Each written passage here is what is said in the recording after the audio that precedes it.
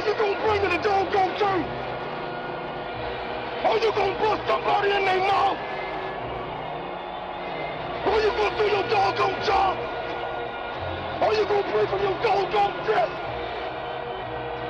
Or you gonna pray from your heart and see everything you doggone got? Cause I'ma do that. And I'ma see y'all everything that doggone got on every place. I need that to know. It ain't no doggone tomorrow, fellas.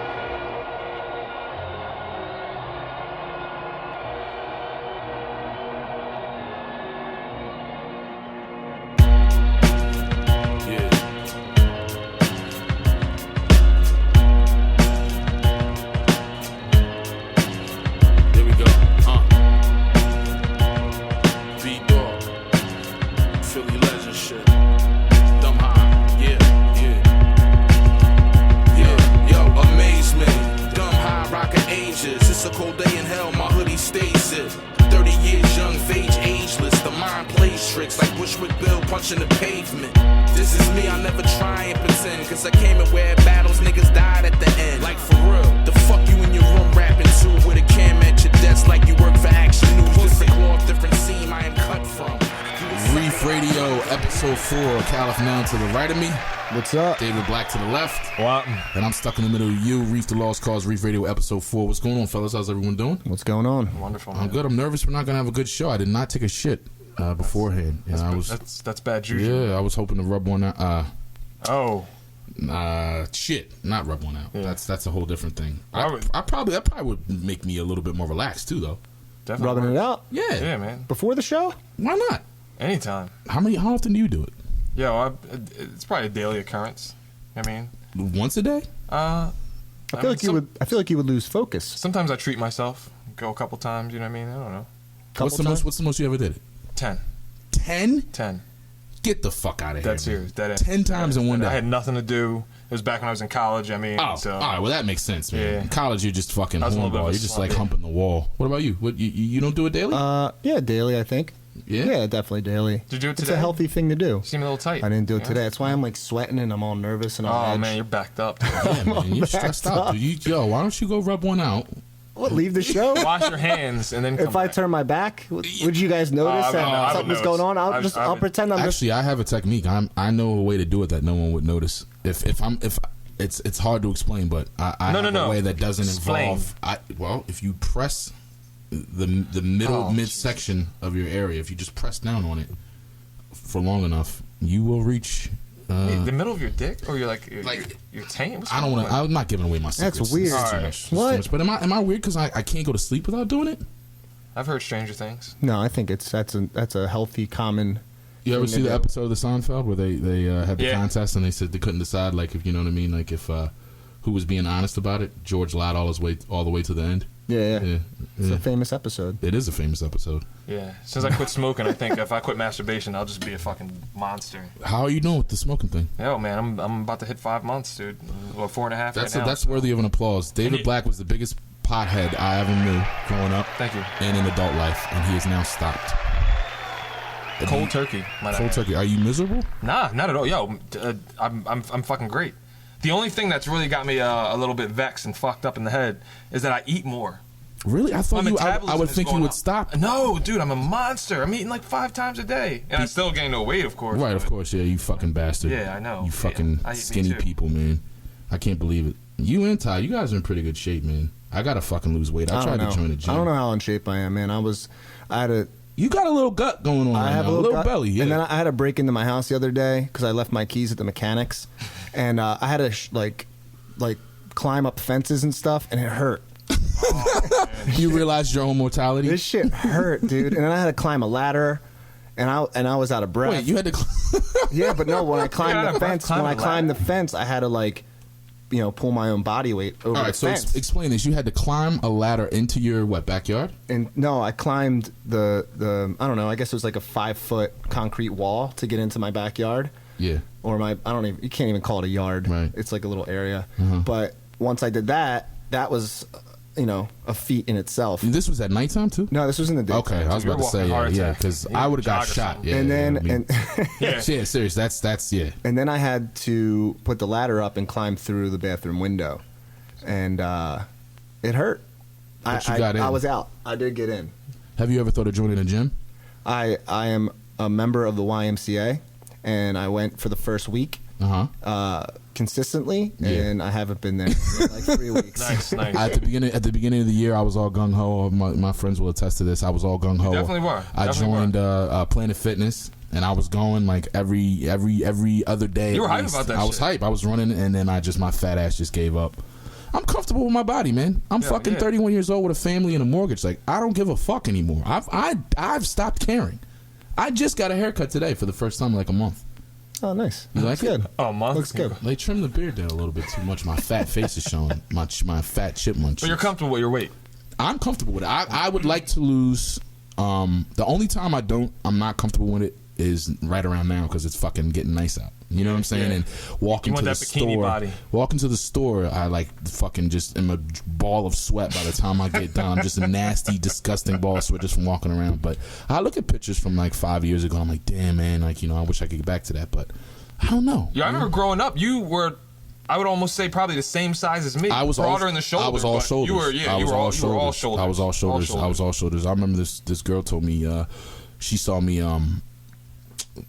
not too long ago. She knew me from when I was younger. She was like, I always thought you needed a cheezeburger, but you had a little too many. You know what I mean? But oh man, yeah, she's fat though, so she can't really say anything. But I mean, I like I said, I'm not gonna be. I'm not probably ever gonna be as small as I was before. But like I said, I'm comfortable with it. I would rather be like, I don't care than driving myself nuts, because when I was going to the gym and I was trying to be on a diet and all that, I wasn't happy. I like fatty foods. I like fucking smoking pot and watching TV, and I don't want to fucking run on a treadmill. Does that make me like? No, that's fine. No, you're a good guy. You sure? Yeah. Why? I did sense a little hesitance. Can I? I'm sensing resistance from Todd today. I don't know what is up. What's up with you? I don't know why I'm sweating right now. Man, like, it's cool down here, right? I don't know. I'm just trying to get everything right and everything sounding right. I'm a perfectionist. Do you have a rough week? You had a good week? No, my week was okay. Yeah. It was okay. Yeah. I gotta ask you guys a question. I need advice. I don't know if it's advice, but I was at the store the other day. It's like the little bodega down the street, and I was just buying some groceries and stuff, and I saw some bandanas. Okay. And I thought to myself, I don't like where this is going. I just thought to myself, like, you know what? I would like to rock a bandana for the summer. Keep sweat out of your eye. Look like a douchebag. Well, yeah, you can rock it in a proper, or right way. So is that it? Yeah, you cannot rock a bandana. No, but I was like, I want to rock. Unless you're in a gang or a boy band. Like I said, I wanted to rock a bandana, but I wanted to wear a red one. Can I do that in Philadelphia? I don't know, man. It's fucked up, but I am hearing Bloods and Crips are around now. I have not seen any, but I know in Southwest Philly and in different parts of Philly there are Bloods, which is corny as shit. If you're a Philadelphian, we're Philly, man. We don't need even in New York. I think it's corny as shit, and there's mad Bloods in New York now, and I find it really, really gay, because that's a West Coast culture thing. Then to try to appropriate that over here, I mean, you look ridiculous. Just if you're gonna be gangster on your own terms. Don't do it because you want to fucking be down with something that you think is cool because Dipset said it was cool. But don't ever fucking go out and get a red bandana. I don't think it will look good on you. How are you gonna wear it? I was gonna wear it just I mean like Hulk Hogan style or Tupac style, like hipster style. You're gonna wear hipster style. No, I was gonna wear it not around your neck. No, I was gonna fold it up like Karate Kid style. Iron it like Karate Kid, man, just like around the forehead. You were gonna take out the leg, and it wasn't for a fashion thing. It was for a logical thing. I'm sweating right now. I could use the bandana, but then that's what you keep the bandana in your back pocket. But then I hesitated. I hesitated because I thought if I wore red, that the Bloods would get me, right? Is that right? No, if you wore blood, the Crips would get you. Oh, the Crips. No, the Bloods beef with other Bloods too. I learned that about. Because they're like Vice Bloods and Vice weren't Bloods red? Bloods back in the day, from my understanding, Crips and Crips used to battle, and the Crips that used to get into it, I think, started the Bloods, and then they started beefing. It's all ridiculous. Tookie would not be pleased, man. It's ridiculous, man. Like I've never understood gang culture. You know what I mean? Like that shit is something that obviously is deeply embedded in the streets. Well, but it's funny. It evolved out of a sense of like pride and defense of your neighborhood. With what is it? Tookie Wilson, who started the Crips and Bloods. I think he started the Crips. But I think even he's been going on record saying that he's not really for where the whole thing is going. Yeah, but I'm pretty sure they executed him. He was on death row. Yeah, he has a great book. Him and another guy named Monster Cody wrote a book called Monster. Yeah, it's incredible. It's about gang life. I would definitely recommend it. So where were you last week, by the way? Oh, well, I mean, I had some situations to handle, Are you not happy? Me and Todd were trying to figure out, I'm happy. Doing enough for you? I'm happy, especially now that I got, a bowl of green M&Ms and a value meal. And a personal fluffer. Yeah. She is not cheap, by the way. I mean, but she's a big, sexy girl. Much like Reef. You like the value meal? Delicious. I'm a big, sexy girl. It's delicious, man. It's sitting. I might have to take your. What would your big, sexy girl name be? Mine would be Chantel. That's a great big sexy. You like that? Yeah. You never thought about this? Isn't common things people think about? I can't say that it is, but I can't say it isn't because I think about some pretty outside of the box shit. Right. Just for the sake of having thought it. Right. You do think a lot. I mean, Todd called you a nerd earlier. Do you agree with that? He did. It was pretty funny. You guys missed it. It wasn't. I wish we could have recorded this. Yeah, because he tried we were talking about Game of Thrones, and Todd said, we were talking about Game of Thrones, and Todd said, what did you say? You're like, well, nerds watch, people like you that are nerds. I said, Dave, you have an excuse to watch it because you're a nerd. You pretty much did. Todd called me a nerd. And I said that out of respect. Nerds are cool, man. Way to clean that shit up. I would say you're a nerd too, though. I'm absolutely a nerd. Look at this fucking I'm place. sorry. I'm sorry. I should have called you a geek. No. You should not have. No, because geeks are cool. You can geek out on but shit. I'm not socially awkward. Nerds are socially awkward. Yeah. See, I don't know. Geeks it's so funny because girls say they like nerds, but what they mean is they like motherfucking like geeky guy. Yeah, no, nerds are like dangerous these days in society. It's dangerous these days because everyone's like, oh my god, I'm reading this book or watching this show. I'm so nerdy, and it's almost like I mean, like I was a nerd when that shit was. But there's some people. Right. It's cool now. I used to skate when that shit was not cool. I mean, it was like, why is this nigga on a skateboard on some rollerblade? What the fuck's going on? I did remember you used to rollerblade. Yeah, I thought that was pretty funny. There's people watching. What was your nickname? Balls. Boss. Boss or balls? Boss. Like boss. I think it was balls. It was boss. Why are you trying to change history? Why are you trying to sun me, nigga? I don't know. Dave, admit that your nickname was Balls. It wasn't. Because you had balls. No. It was, I'll tell you, it was Boss because... Nickname for what? When I started playing hockey... Just when we were growing up in the neighborhood. Everyone had a nickname. Black people did play hockey. I played hockey. And when I first started, the coach gave me his jersey. It was 00 the number, and it said The Boss on the back. Right. So everyone was like, The Boss! Because I was the only black kid playing hockey and shit like that. I mean... But mine was Toad. Did a lot of people try to take your head off because you were not at all. Not at all. All right. We've come a long way. We have. Did you have a nickname growing up? It was Toad because I had a really deep voice when I was really little. I'd be like, "Hey kid, wanna play?" At least it wasn't because you were warty. Call me Toad. I thought it was because your name was Todd. Then later it was Todzilla, which I kind of like that one. I like that. That was what you said when there was the issue with we had a basketball team not too long ago and. I volunteered my skills for one game, and then I never got invited back. What does that tell you? I'm fucking pretty good at basketball, man. Shout out Emil. Pretty good at shit. Emil listens to this. I know he's listening to this right now. I was good, crying. Man. Yo, but you say you were I didn't have my glasses on. And I remember your shorts was wild. I didn't have my glasses on. You were wearing booty shorts playing basketball, and that's why you get invited back. Wait, what? You can't wear booty shorts to play basketball. First of all, what? I said your shorts were wild little. Your shorts were little. First of all, it was strategy. Todd looks like he's about to flip this table. Oh, it's strategy? That's just strategic, man. Your nuts hanging out the side of strategy? In basketball, you should have shorts. I heard Todd's nuts were hanging out one side. Because then you can do some moves and shit. You have constricted maneuverability. But going back when Todd decided. Wait, was everyone making fun of my shorts while on my back? No. Well, apparently so. That means yes. No. Is that why I didn't get invited back? I'm making an observation. No, I think you were filling in for someone for one day. I think they couldn't make it. Yeah, I don't know, man. Good, Look, man. I had work that night. I'm not on the team anymore. Guess what? I fell behind on payments, okay. and I actually still owe money on it. I still owe no money. I just wasn't. I was like, I remember I sent a text like, "Hey, you know, you're a player tonight." Nah, we're okay. Do you have a mean jump shot? Well, that's okay. Guess what? I'm starting a team next year. And what was it going to be called?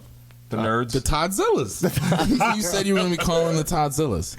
Yeah, dude. All right, that's cool. I didn't have a nickname. No, it's cool. And all my players are going to have really short shorts, pause, not on some of that, but because you got it right. Yo, give yourself a round of applause for that. Todd has been struggling with pause for so long. We'll have really. You did. You got it. I just noticed it. Yo, went so seamlessly. You did. Good at it. You are. Well, we'll have really short shorts, Pause. and that's why we're going to be able to like do crazy Just moves in your destroy face. shit. You know what I mean? Yeah, I'm gonna wear a chindo, a chin dildo, and that'll be a good strategy man. for. Well, I think honestly, like, you know, if we want to say fuck the gym, exercise wise, basketball is perfect. So why don't we'll figure that out on, because like I said, I need to lose weight. Yo, there's a court at the end of my block, man. Yeah, Friends of mine play basketball, but they play at 9:30 in the morning. I can't. What, at the YMCA? I try to get up, and I can't get up.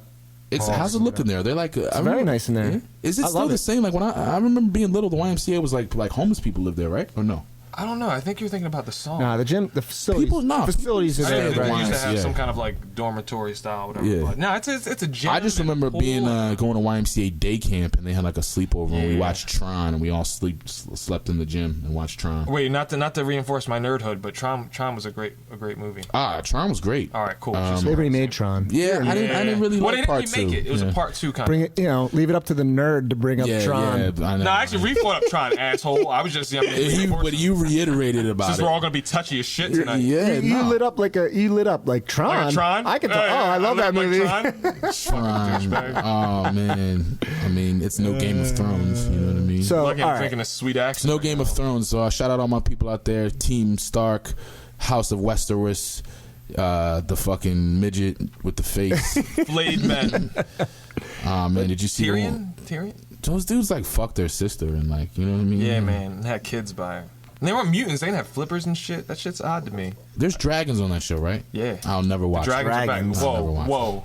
All right, so I get made fun of. Dragons aren't real. Dragons were never real. First of all, dinosaurs, dude. There was no thing that flew in the air and breathed fire. Pterodactyl. Exactly. Pterodactyls didn't breathe fire. Yeah, but all dragons don't. I'm just gonna stop. Listen, just listen to my. Was there? No, hold up. I'll let you finish. Go ahead.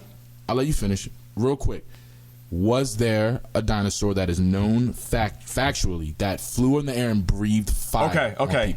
Every time you mention dragons, people are like dinosaurs. There were dinosaurs that flew, and there were dinosaurs that spit acid to kill their prey. That I believe. So that's like spitting fire. I mean, you don't spit fire in actuality, but every time you meet a motherfucker, I spit fire. See, exactly. I spit fire. You a dragon, nigga. Yeah, then you a dragon. Is that what it is? Yeah. Dave, you need to smoke some weed, man. I am so proud of you for saying all that. I'm gonna strangle you. I agree with you 100%. Thank you, Todd. And I get made fun of because I have a theory that at one point in time, humans and dragons existed at the same time. No. See, I gotta stop. But listen, I gotta stop. Listen. That's that creation. Are there not Komodo dragons right now? Oh my God, they're dragons in name, dude. They're dragons in name. What is a Komodo dragon? That's a dragon. It's basically is one of the oldest. All right, so dinosaurs. All right, listen, dinosaurs. Yeah. And humans. I think I knew did not exist together. One of those tattooed on her. Komodo dragon. Never mind. No. Speak your shit, nigga. Speak your shit. Up there, first spill. You're not gonna take your ball and go home, are you? I just spilled my beer a little bit. Reef just spilled his beer all over the place. It's not all over. Yo, where's that fluffer? Tell the fluffer to get some paper towels, man. You guys bought me a fluffer. Let's use. So I got you guys excited on Dragon Talk. Oh, the joint get wet. No, it's all cool. right. So. Never mind. I'm not talking about dragons anymore. Yeah, man, this shit's getting too heated. I just get made.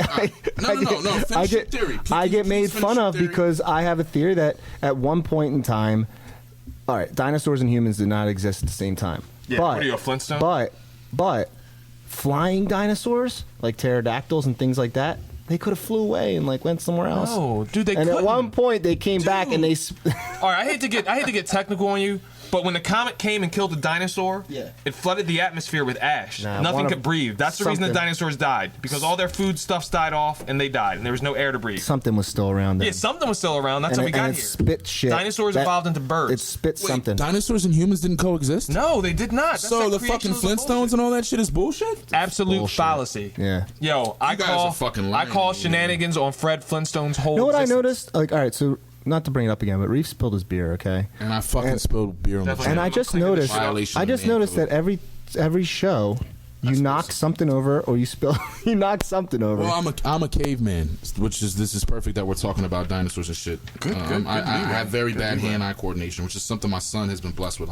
I'm so happy for that. Right. That he has such good hand-eye coordination. Yeah, that kid's a physical genius. But I don't think you guys are right about the cavemen and dinosaurs being alive at the same time. I think they were. So we'll find that out. This is science, dude. This is science. You want to hop on a creationism bandwagon now? I'm saying some kind of reptile that was gigantic existed, and it spit some shit. I will stand by that. Fucked your skin up. Yeah. And then they wrote folklores and things about these crazy dragons, and I slayed the dragon that was killing all the children in the village. Here. I'm 100% with you on that. I'm 100%. Yeah, I mean, if you look at all the fucking animals and beasts that are around now that are fucking pretty creepy and free. I mean, look at the sea. Look at all the fish in the sea. Like, we don't even know what the fucking sea's about. You know what I'm saying? Like that's here with us now. So I think that was, you know what I mean? Like those things were here before us. Whales and giant squid, sea monsters. So, right. Yo, so it was a crazy week, especially in I guess what you would say urban America as far as the news went. Yeah. First and foremost, a part of our childhood died. Chris Kelly from Criss Cross passed away. Very sad. Were you a big Criss Cross fan? Yeah, I was definitely a big Criss Cross fan. We were like 5th grade, right? Something like that? Fourth grade. Fourth grade. I mean, my parents weren't having that backwards pants shit. I tried that shit once. My mom was like, "Take your ass back in the house. You're fucking silly." Yeah, I never got into the backward pants thing. I don't think that really caught on too much in at least in Philly. But I did enjoy Jump. But when I was rapping, I started rapping around that time. I actually have a diss track dissing Criss Cross. Whoa! Because I was a kid too, and they were kids, and I thought that's how you got into hip hop. So I feel guilty about that. I just want to say to the family and friends of Criss Cross, you guys will never have to worry about that diss track being played. Obviously, he wasn't, a big star towards the end of his life, but to be that young and to be that popular and famous, and to not, from my knowledge, he never, started hanging out with monkeys or like touching little kids, which is what a lot of famous people do when they become.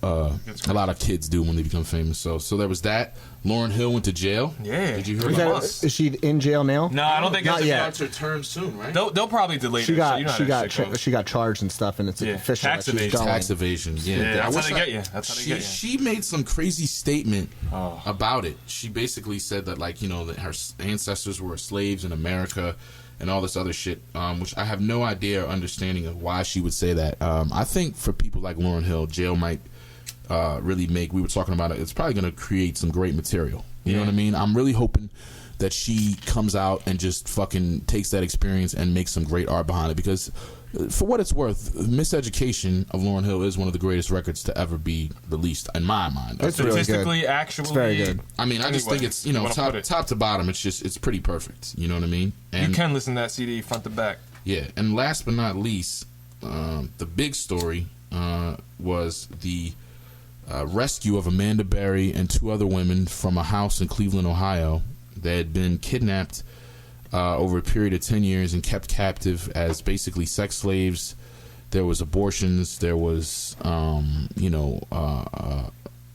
beatings. There was, it's just the most horrific shit you can think of. But what's being lost in that, as we discussed before we started recording the show, which we feel is kind of weird, and we kind of wanted to talk about it. What's being lost in all that is the incredibly charismatic, but also incredibly hood, if you will, Charles Ramsey, who was the man that found these women, helped kick down the door. One of 2 people. I don't know. The other guy seems to be kind of shy. He's not really saying much. But Charles Ramsey has become sort of a national hero since this has happened. He's been interviewed 1 million times, and there's a sort of a disconnect and sort of a argument right now, which is, does the media really respect this guy, or are they kind of laughing at him?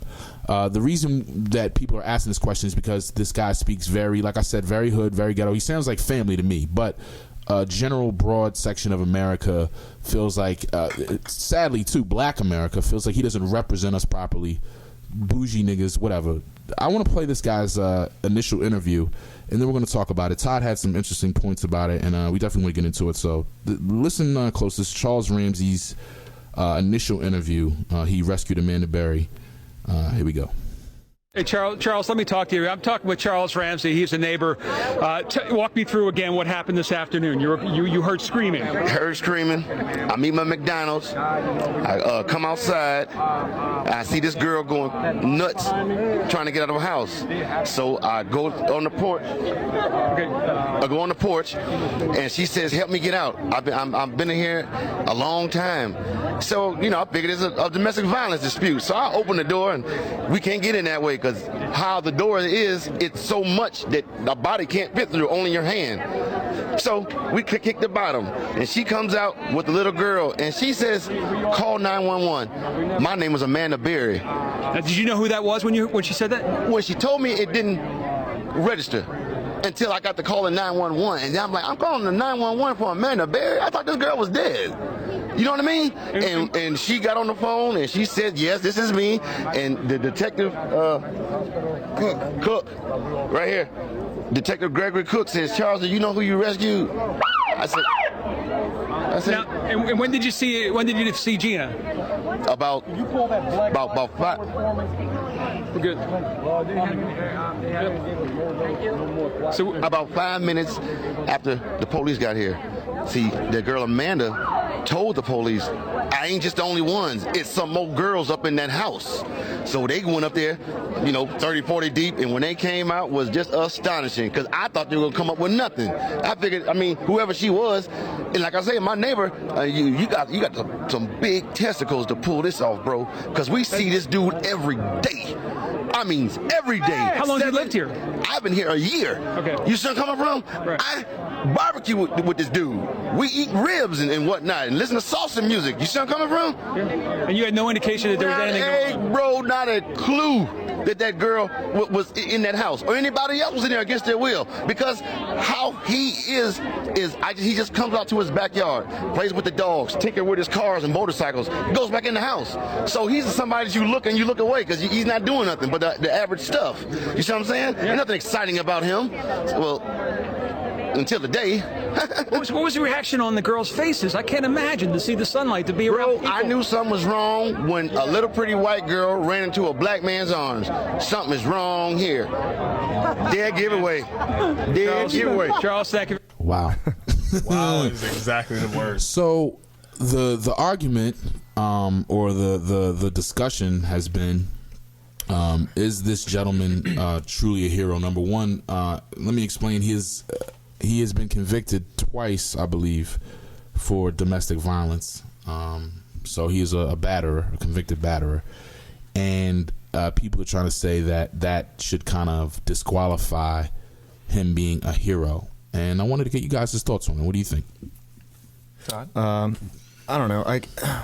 He's definitely hero. It's that word is just such a powerful word. I mean, what he did was amazing.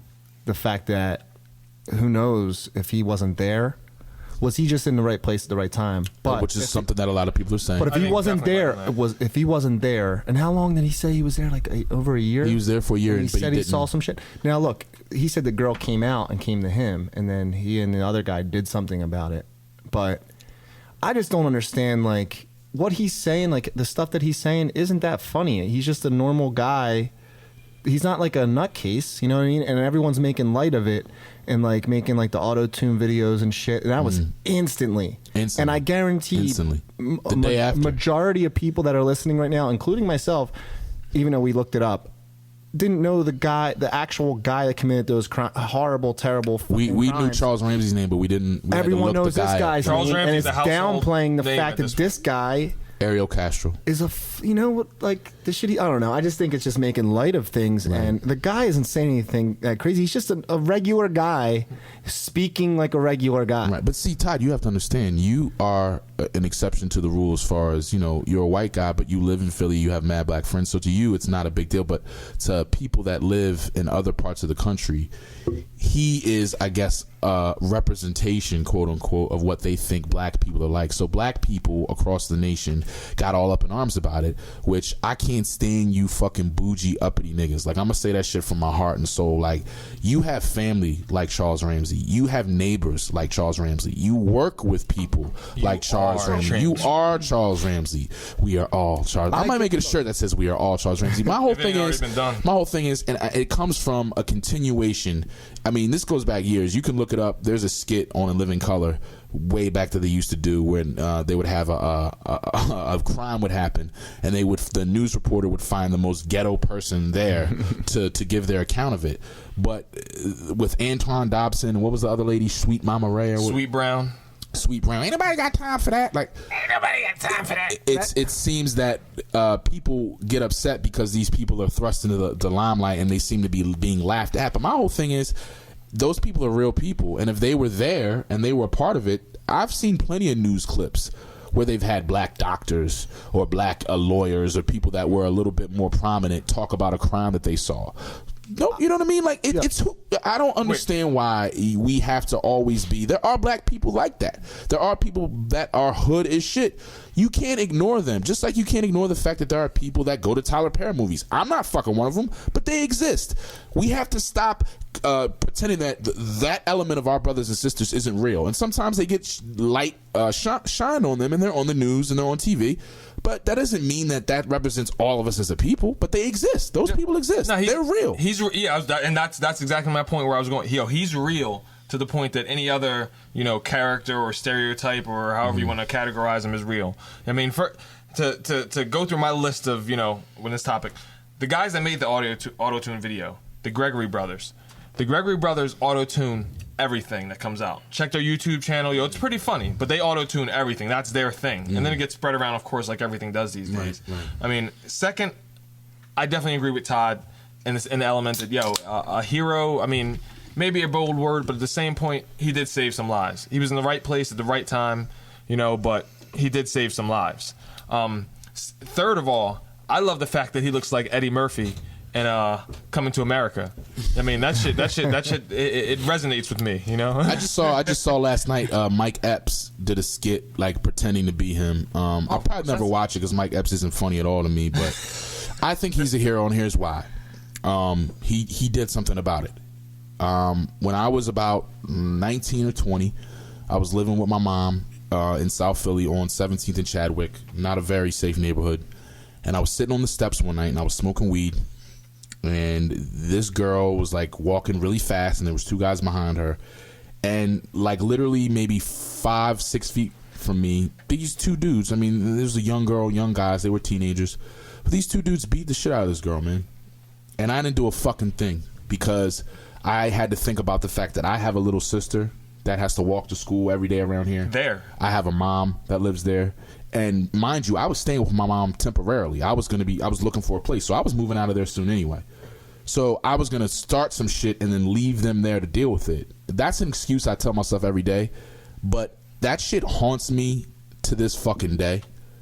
I know I'll never see this girl again. I pray that, I mean, when she got up on her own and she walked by me and she just kind of shot me a look like you fucking coward. You know what I'm saying? And I don't know what the opposite of that is, but I know that if I would have helped her, maybe I wasn't a hero, but just doing the right thing, I think nowadays makes you a hero, because we're in a society that's paralyzed by fear. Definitely. Paralyzed by stepping in. Definitely. Mind your business. You hear screams. You hear someone getting beat up next door neighbor being abused. You don't help because, you don't want to fucking get locked up or have something happen to you, have beef with this person. So for me, Charles Ramsey could have seen that and been like, man, I don't hear shit, and went back in his house. And now these girls are in there for another 10 years. So to me, he's a hero. I think the fucking, is he representing our people properly? All them people can go suck a dick. The people that are making light of it, like I said, not like I said, like Todd said, let's focus on the fact that 3 girls had their life snatched from them. That these girls were raped, beaten, tied up, and had their fucking... Little girls. They were little girls. These were girls.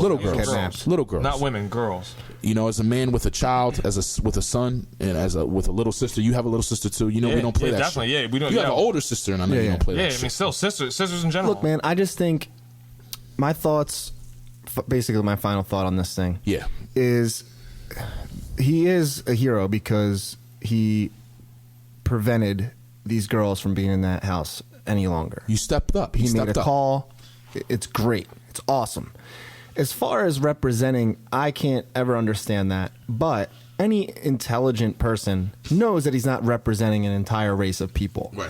Now, I just can't understand. Like, he didn't, like, the examples that you gave earlier of the people that got auto-tuned and stuff, those people said some crazy shit. They were crazy people. This guy doesn't seem like he's like that crazy. That's why I just don't understand why they made such a big deal. You know what?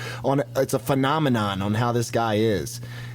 I don't know. That's just my thing. Not to cut you off or anything. They should just congratulate. I think I can tie up what we're all saying. Throwing his past in there too. And the fact that he said reward money and stuff like that. Yeah, he gave it to him. That's what I'm saying. Like, that guy should be definitely. I think to sum up what we're all saying here, and I guess the story in general, is that in a time where socially it's, not where it used to be, where, if something wrong was going on, everybody would just come in and attack the problem as a group or as a village or as a community or as a society.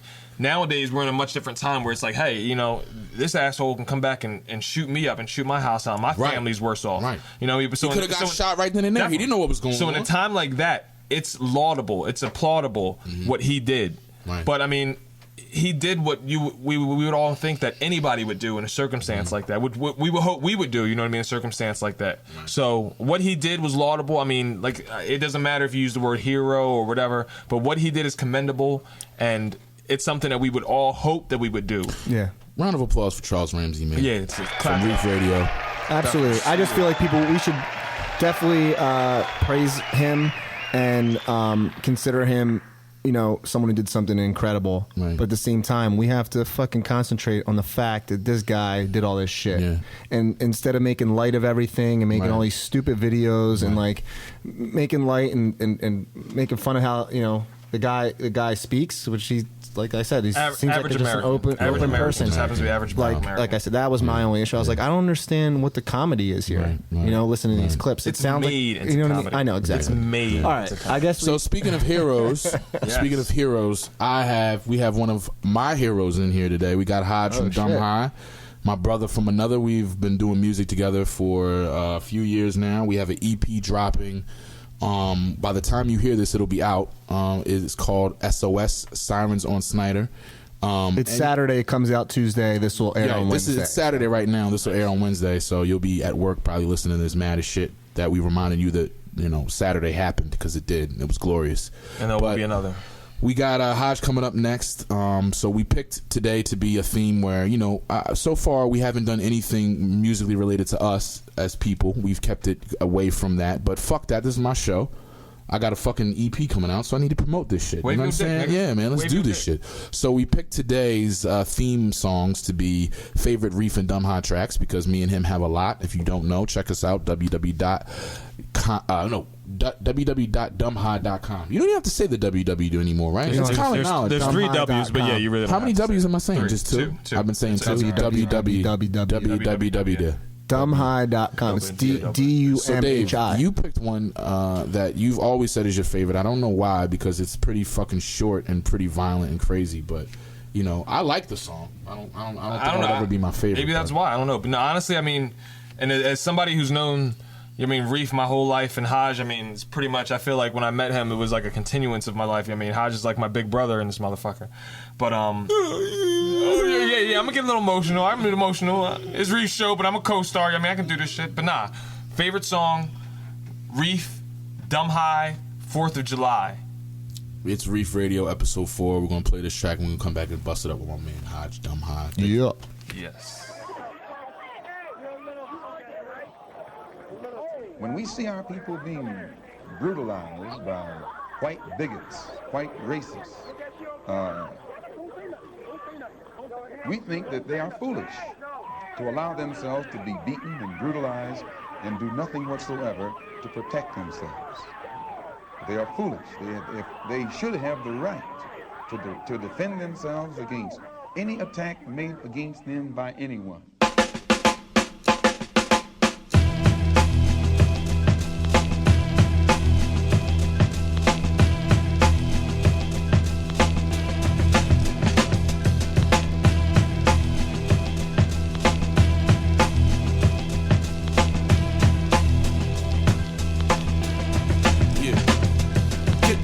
sunshine. We hanging a nigga tonight. They got the shotguns and ropes, brought the kids and the wife. He did nothing but sass a clerk who was an ass at work. So he'll be hung at 6 right before we go back to church. A cross burns to keep it biblical. Sounds like a horror movie. This is just a Friday night ritual. Hang some simple goons and drink ripple through jugs and watch the bugs swarm as flesh fizzles through. Y'all are sick when little children, dogs are sick. God save us, may your heart repent, cause now we see the silence that has defined us. Will defy us if we do not turn to violence. America the beautiful, the only way we getting through to you. No longer remain neutral, let Lucas loose. All the peace and love's dead. The trees were watered down by the drips of our bloodshed. Killing in the name of, that's what you said, so we had to rename us. Freedom is ours, goddamn it, unchain us. This is our land, go back to where you came from. Where you get killing in the name of, that's what you said, so we had to rename us. Freedom is ours, goddamn it, unchain us. This is our land, go back to where you came from. Where you came from.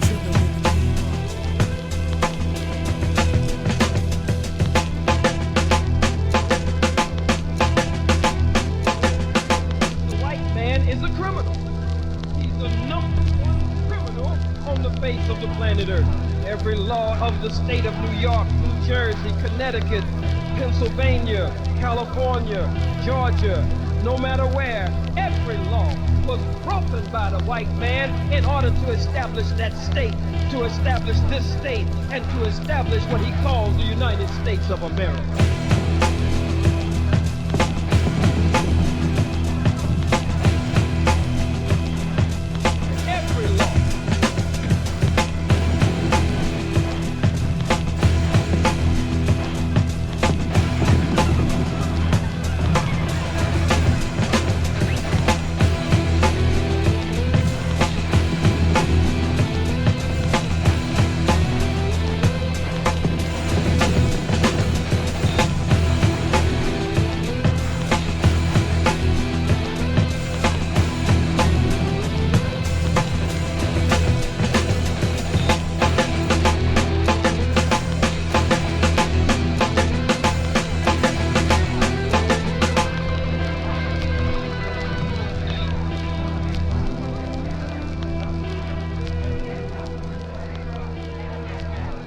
Some of you people might call this race music. I call it rock and roll, and it's too fun for anybody to sit out on white. Reef Radio episode 4. That was 4th of July, produced by our guest for this evening, Haj from Dumhi. What's up, Dumhi? What's going on? You on Reef Radio, man. Welcome. You're on it. Yeah, thanks for having me. Absolutely, brother. How you enjoying the process? Yeah, I love it. Pre-game went. You know what I mean? It's just pre-gaming and then as we hit record, right? Holla. Yeah, yeah. Shit's So, my back. Haj, my first question for you. Oh yeah. When did you fall in love with hip hop? Nah, but for real, you started out when you started doing music. You originally weren't trying to do hip hop, right? You started out just doing you just wanted to rock on your guitar, if I'm correct. Actually, I really had no direct intentions for anything. You know what I mean? Mm-hmm. Actually, when I was quite little, my first cassette tapes, were actually the Fat Boys and UTFO. Yeah. And I had one of those gold Walkmans, not the yellow ones, but the gold joint. You had a yellow sports joint? You had a gold joint. Nah, I couldn't afford it. But it had a speaker in the back so you could play it out. Wow. Yeah. That's some high tech shit.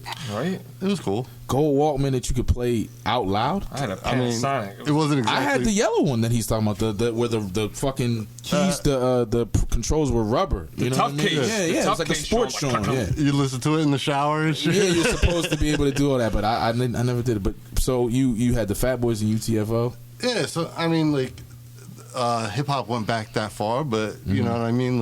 When I got the guitar, I was mad older. Right. I was probably 25. Mm-hmm. So this music wasn't something that you were trying to do at an early age. It just came later on. Nah, I was I was super fan of all different phases. You know, that hip hop phase didn't fully last. I wound up reconnecting with hip hop later, but I was the weird dude that would listen to college alt rock and stuff in high school. You know what I mean? Different phases back and forth, but was always just a huge music fan. And got a guitar and was like, oh, this is fun. Word. That's what's up, man. That's what's up. And then you started a group later down called Dumhi? Or what was the name of the group again? I mean, I guess that was Dumhi, yeah. Yeah. You know, basically once I got that guitar, as soon as I could play 2 chords, which probably took a couple weeks, you know what I mean? I was like, all right, I need some drums. Yeah. You know what I mean? Where the drums at? And then right around that time, the computer was kicking into effect. Right. And I mean, like, pretty much before that, it was like blue screen chat rooms and some weird stuff. You know what I mean? But you were on the internet hip hop chat rooms pretty early. Like you were on the OK Player when they were in their infancy. Right. And all that was right around that time when I got the guitar. Like, you know, where the internet became real easy to use and real easy to connect to people. But it also, the computers were advanced enough where for $30-$40 you could get a multi-track program at Best Buy. You know, and so knowing that and being on the computer with the internet stuff, it was like I said, once I could play 2 chords, I was like, well, I get this $30 multi-track program. I could lay anything underneath it, and then, you know, basically was sitting at home smoking tree after work. I gotta say, man, that shit is amazing that you started from that. You know what I'm saying? Because the music you make now, like, you know what I'm saying? Like, you, like anyone listening, you got to start from somewhere. You know what I'm saying? This dude could play 2 chords on a guitar not too long ago, and now he makes incredible beats. You know what I'm saying? So that's definitely something. Haj, were you born and raised in Philly? I was born in Philly. I grew up in Jersey, South Jersey. Okay. So we won't hold that against you. Philly, yeah.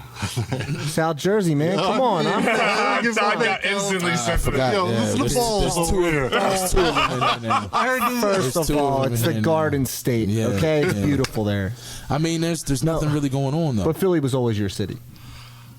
Yeah, I mean, I was young when I moved, like, but like, if you wanted to come, I grew up in South Jersey. My mother and her family was all from Philly, and I think that kind of. But yeah, this was always like the place if you wanted to go to the city. Oh yeah, no doubt. And even in South Jersey, it was all Philly stations. When did you first meet Reef? Baby Philly. 07. I actually reached out to him to do a joint off that wound up being on Yoga at Home's little EP. Yeah, I remember that. It was awesome. And, so wait, so you didn't? Shout out to the Yoga. You guys didn't have any kind of relationship before that, though. No, you were just listening to his music and you wanted him. I was a straight MySpace caller. You know what I mean? Yeah. Like, that's cool. You know what I'm saying? I mean, we would pass each other and lock eyes. That was about it. We never took it any further. In the b-boy battles, you guys, had a rivalry. Yeah. Well, we can't talk about that, battles. Man, because people died. You know what I'm saying? People died in the b-boy. Serious times, them. You know what I'm saying? But let me ask you something that I've always, like, you know, me being a father now and my son being mixed. You're interracial. I am. I consider that. Yes. How did you deal with that growing up? Because this is something that I'm going to have to talk to my child about. For those who don't know, you are Indian and Italian, Italian American with some other little sprinkles of German. Your people's a deep, Irish. long. You know what I'm saying? Not Irish, but Well, what's wrong with Irish? It's not Irish though. I just messed that all up. All right. He didn't want to. He's not going to say his heritage isn't what it is. I was just making sure it's not against the Irish. I mean, fuck. I don't think we all don't even. That's the thing. We don't know. All of us don't know though. What it is. I hate when people are like, I'm a quarter you Italian. No fucking idea, and you ain't got no Indian in you. Yo, your blood is just all types of. You know what I'm saying? My grandfather on my mother's side was Italian. Word. And Italian type of Italian man in that generation. Oh yeah, he overpowered the culture of the family. I didn't realize my grandmother was like German and English until way later. I just grew up like Italian style, right? That's the interracial of old. I mean, nowadays we got black and white getting together. Back then, if you were Irish getting with a German or Italian, that shit was considered. Well, I mean, I'll always say the most beautiful babies come from different people getting together. Definitely. It's all about unity. My son, he is a handsome fellow. He is a handsome fellow. I'm gonna say it. Should I say it again? Got that. I would say that. Joe Jackson, dude. I'm not gonna Joe Jackson my son. Why get him in those commercials. For real, yeah. Get him in those commercials, dude. He'll love you. Wait, what you mean by make him? Hit him with a branch? No, yeah. Make him learn. Hit him with a sofa. He means put him in commercials. Make him or I swear to God, today or yesterday I was clipping coupons and I do that. I mean, so I'll put that on. Fuck that. Times it's are hard about out $1. there. But the kid on the Pampers. coupon layout looked exactly. Me and Joanna both were like, "Oh my god, yo, that could be Isaiah." It literally looked like it was Isaiah's twin brother. Yeah, you know what I'm saying. Yeah. What was Tiger Woods' dad's name? I forget. Do you want me to use that example instead? Yeah, that could be Leroy Jenkins. Yeah. James Jordan. Do Michael Jordan's give him a guitar. Give him be like, you're once he's able to tell me what he wants, I know. But yo, back to the seriously. Just messing with you, dude. Did it ever come up? Was it ever something where you felt like you had to identify with one of the? Always. Yeah. Okay. And it would depend on which room.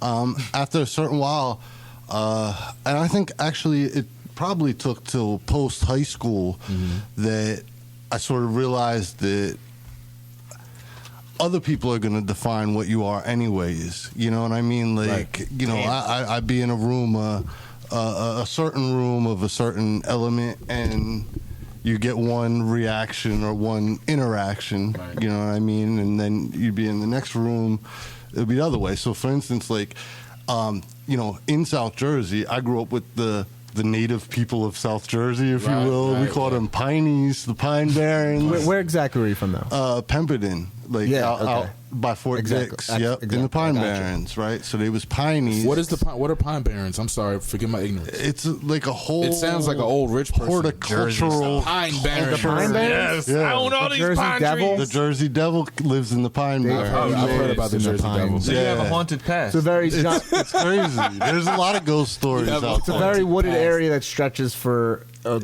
great amount of space. Yes, and sort of, and Fort Dix is in the middle of it.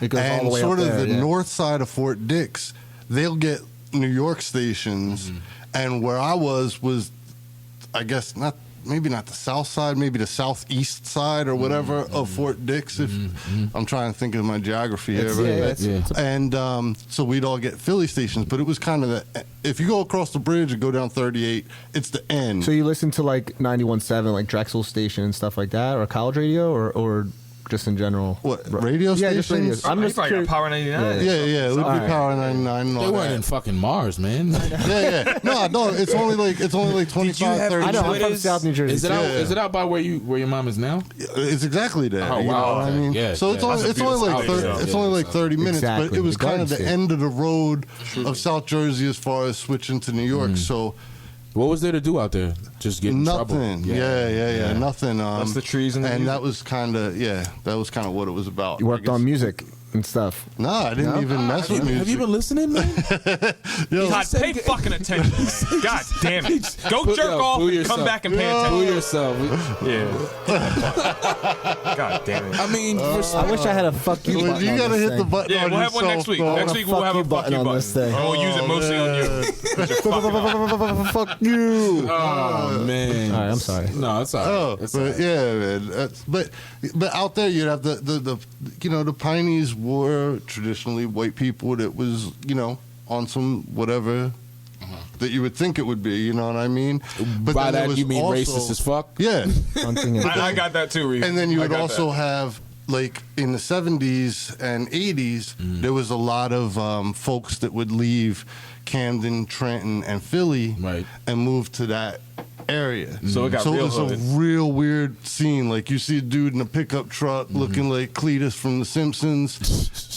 Next to a dude, they'd be banging a black dude, and they'd be banging Wu-Tang out that joint, blowing a L. Like, it was real weird. It was a weird mix. Yeah, so, like I say, I hang out with everybody. Anybody who's trying to have fun and you know what I mean, probably underage drink, then you know what I mean. Shout out to underage I was hanging out, so you know what I mean. Like in one room, the first fucking time I ever underage drank was at my boy's house when we were like 8th grade, and you know what I'm saying, we were chilling. Like he had the crib that just had everything. Everyone would always hang out there.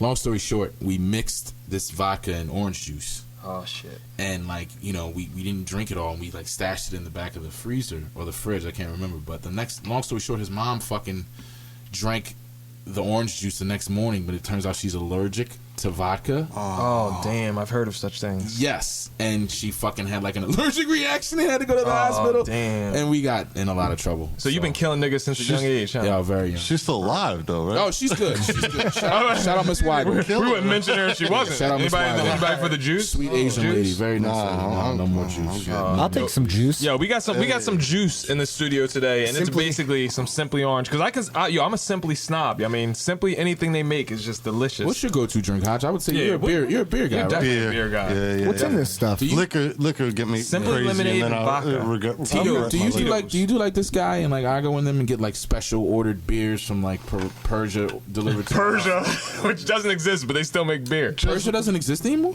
I mean, being Persian's like basically Iranian. But Persia's not a place. Persia's not a place anymore. It is not. I performed there. There's no Darius there. Somebody lied to you, nigga. You're talking about the club down on what's that? That was a strip club. Yeah. Only strip clubs are named That Persia. makes sense now. Because everyone spoke Everyone spoke English. Yeah, everyone spoke English.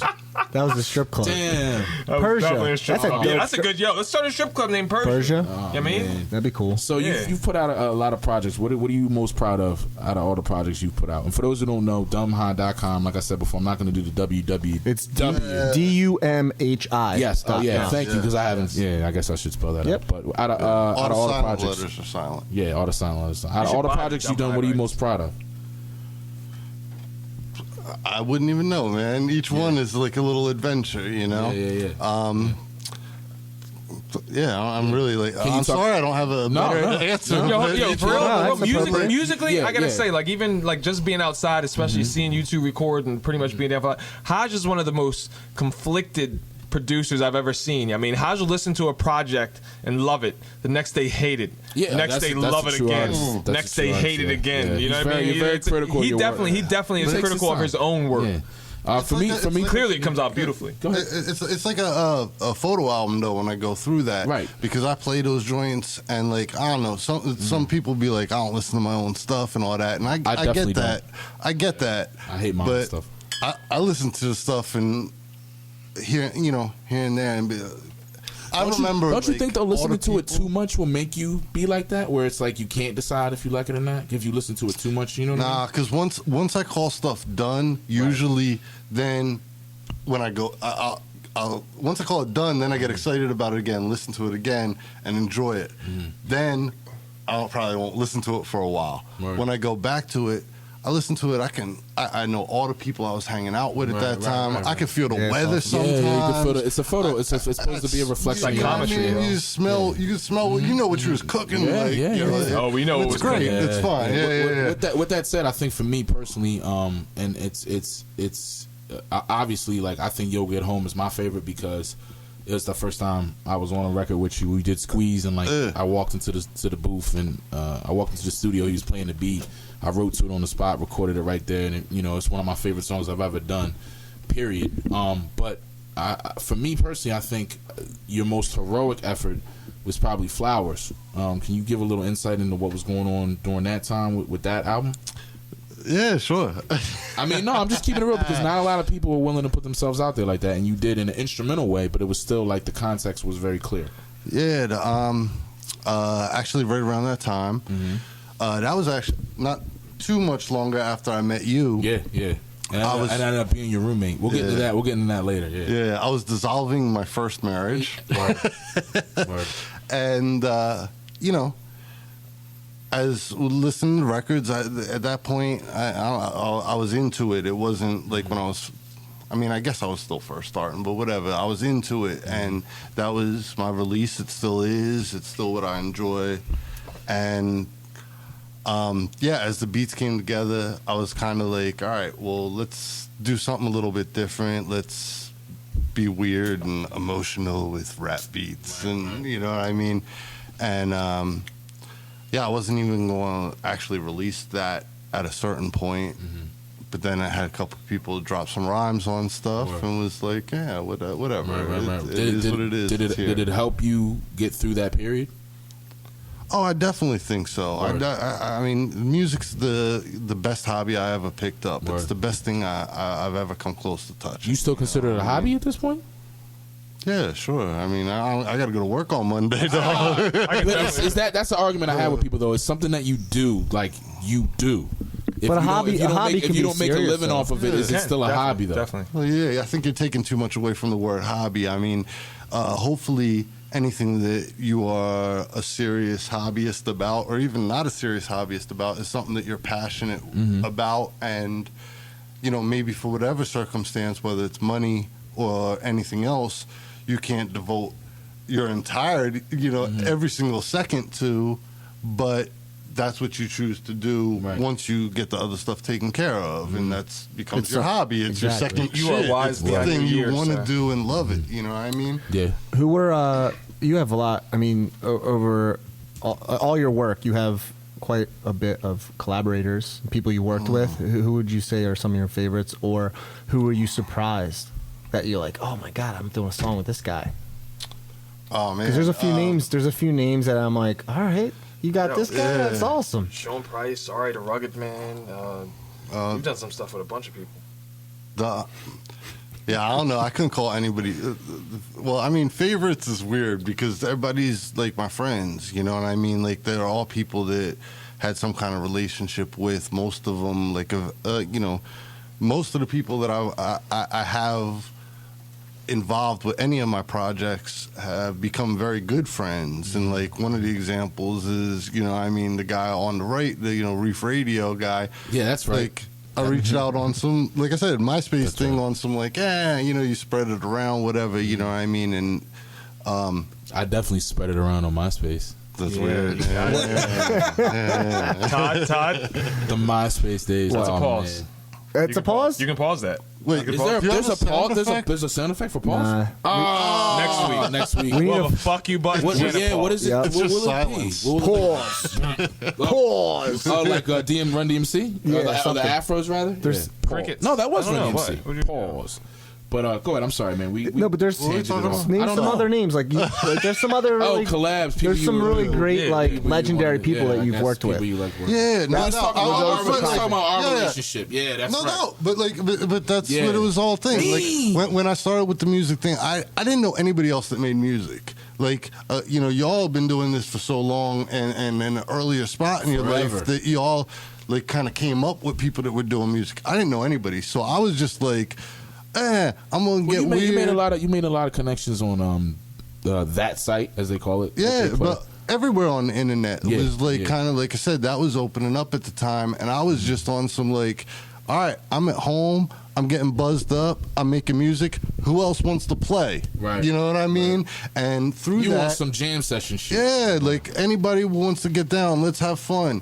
And through that, I met like great friends who would just be like, "Yo, all right, let's do it." We make songs, and you know, you make great friends.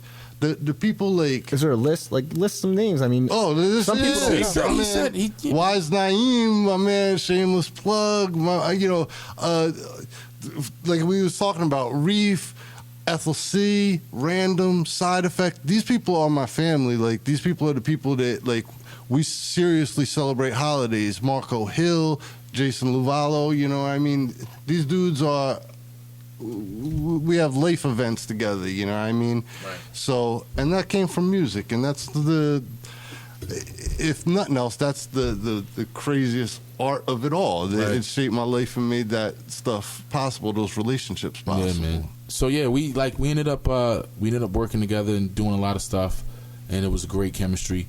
And then we ended up living together. We did. Oh, yes. Pause. Oh, yes. But I was living at 6 and Tasker, a legendary apartment. No doubt. It was a fucking shithole. Many a good times were had. There were like no doors on walls. It was just death and the doors all leaned up against the shit. Yeah, I used to have to, when I would go in my room and do something, I would have to take the door and put it like in the position of the doorway. I don't know. But long story short, Haj had just, you know, like he said, he had dissolved his marriage, and he had a banging crib on 4th and Rittner.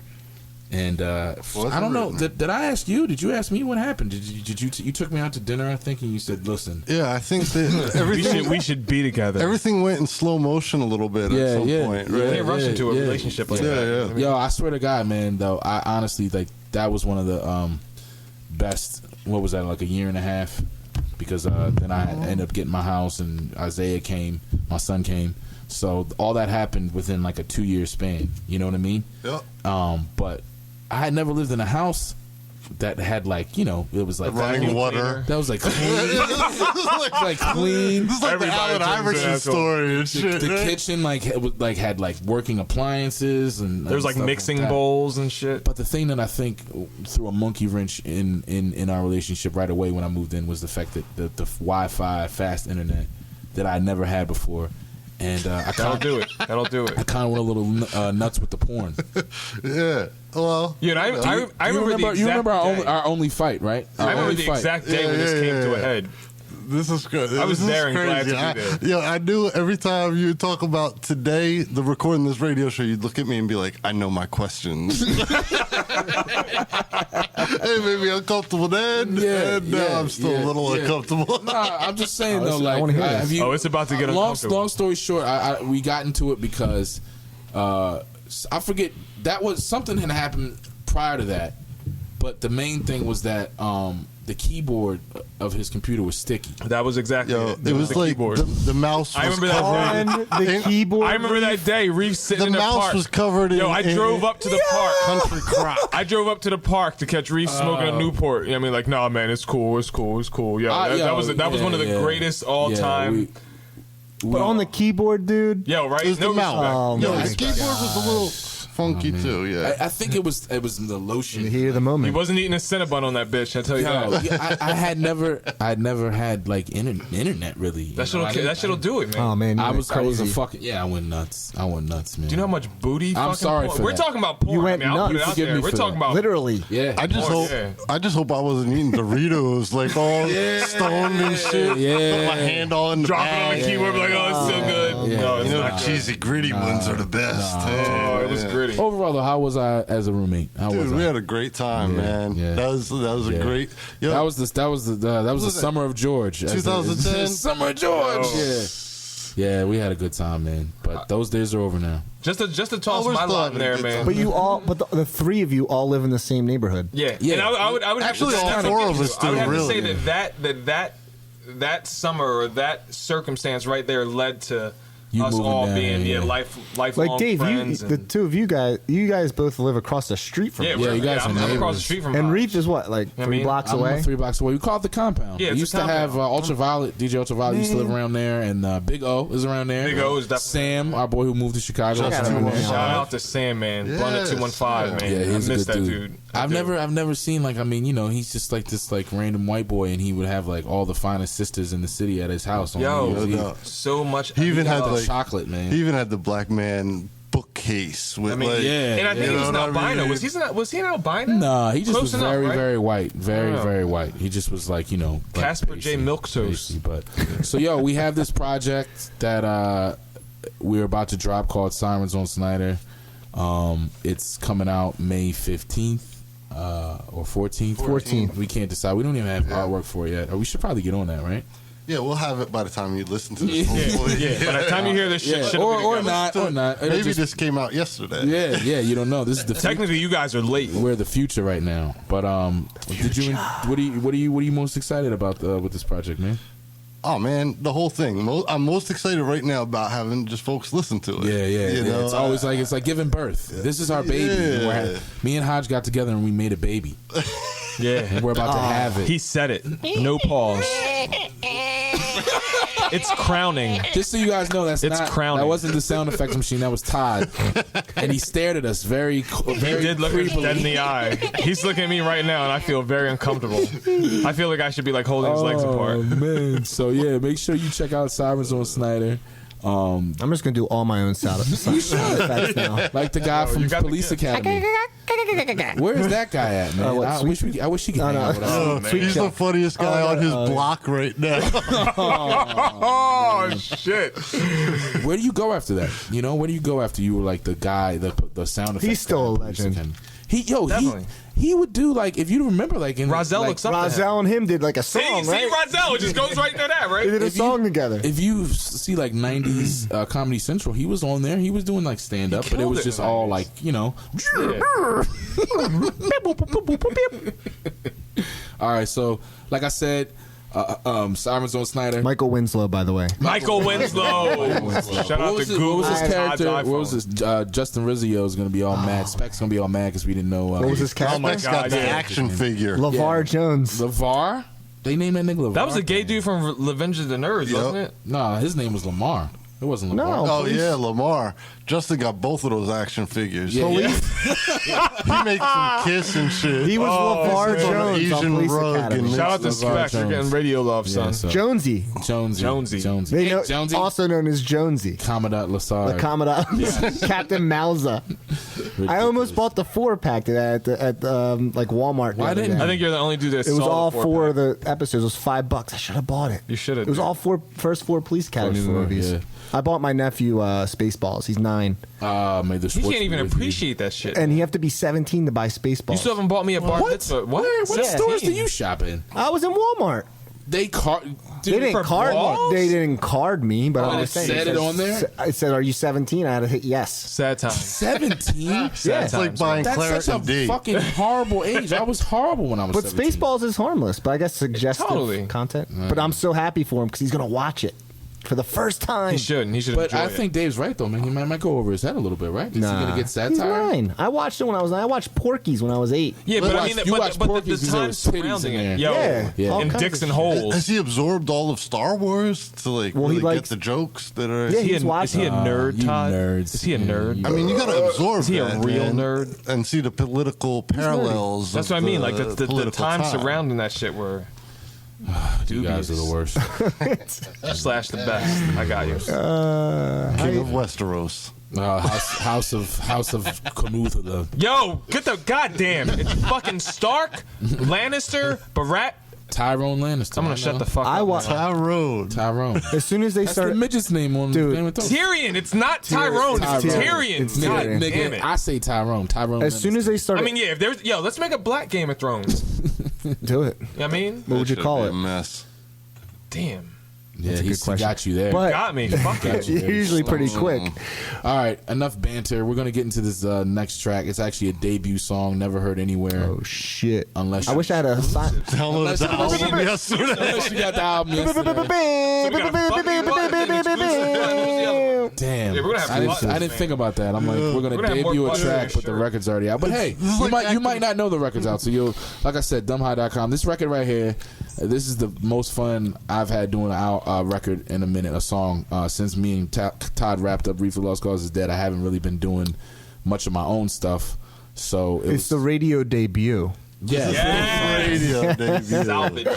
radio debut. This song right here. Yeah, I gave myself a. Back to the Future. I have the power. It's Back to the Future type shit right here. Just it's an ode to how dudes used to rap in the 90s, early 90s, all that biggity bow style shit. It's called 92. This is collectively your song. Yes, Hodge. Collectively. Hodge, the track is so retro, old school. It's so dope, and we just had fun doing it. So like I said, Sirens on Snyder, May 14th, dumbhigh.com, Reef Radio, Caliph-NOW to the right of me, David Blakk to the left, Haji to the center left.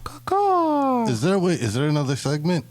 There is Questions. We have questions. Can I hang out? Yes. Can I hang out? Fucking can you hang out? We want you to answer the questions. We have All right, 9 cool, questions this time. Yeah, yo. Thank you guys for sending the Yo, questions. I won't So flip a table. Showing them love. After this song, we're gonna get into those questions and go party. So let's do this shit. This is a Yeah. blast. This is 92. Dumbhigh.com. Reef the Lost Cause. Reef Radio.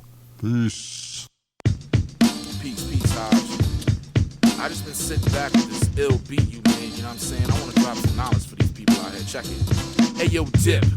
I come from the hip with knowledge and wisdom and understanding how I live. The mind gels with waves from brain cells. Universal power from the cellar that we dwell. I smell the rats do cooking and will bust your eye if we catch you looking. East of Philly and my fam out in Brooklyn. To the 5%ers and my black true Muslims that understand that God is man and the black queen is a part of the plan. I'm here to spread knowledge of self, but first, let me introduce myself. I'm the R-E-E-F, the L-O-S-T. Don't do coke and I don't drink Pepsi. Nice to meet you, and now that you met me, I've got knowledge to share, if you let me. But first, listen to the groove, cause this is how brothers rapped in 92. True. Listen to the groove, cause this is how brothers rapped in 92. Biggity funk, a riggedy row, look at me now, back with a brand new style. Actually, It's sort of a throwback, a style from a time when rap was a soap rack. Raw like Kojak, I flow on a dope track. Then you need to hang that mic up like a coat rack. Your flow so whack. We went to where your show at, and when you was done, we asked for our dough back. My rhymes designed to tie your mind and bonds combine the beat behind the lines, and now the crowd is mine forever and ever. Lyrics so sharp that your head gets severed. I'm too clever, I'm the man on the mic. Ask anybody, they say damn he gets hype, and yeah that's right. They're like a fat girl with no candy. They ain't that nice. True. But listen to the groove. This is how brothers rapped in 92. True. But listen to the groove. Cause this is how brothers rapped in 92. True. Listen to the groove. Cause this is how brothers rapped in 92. True. Listen to the groove. Cause this is how brothers rapped in 92. Dumb High. This has been another Dumb High, Beat the Lost Cause, Golden Era production. So glad we get our brothers and sisters back to the original mindset of what is true hip hop. Another genius black art form. Don't you forget it. Yeah.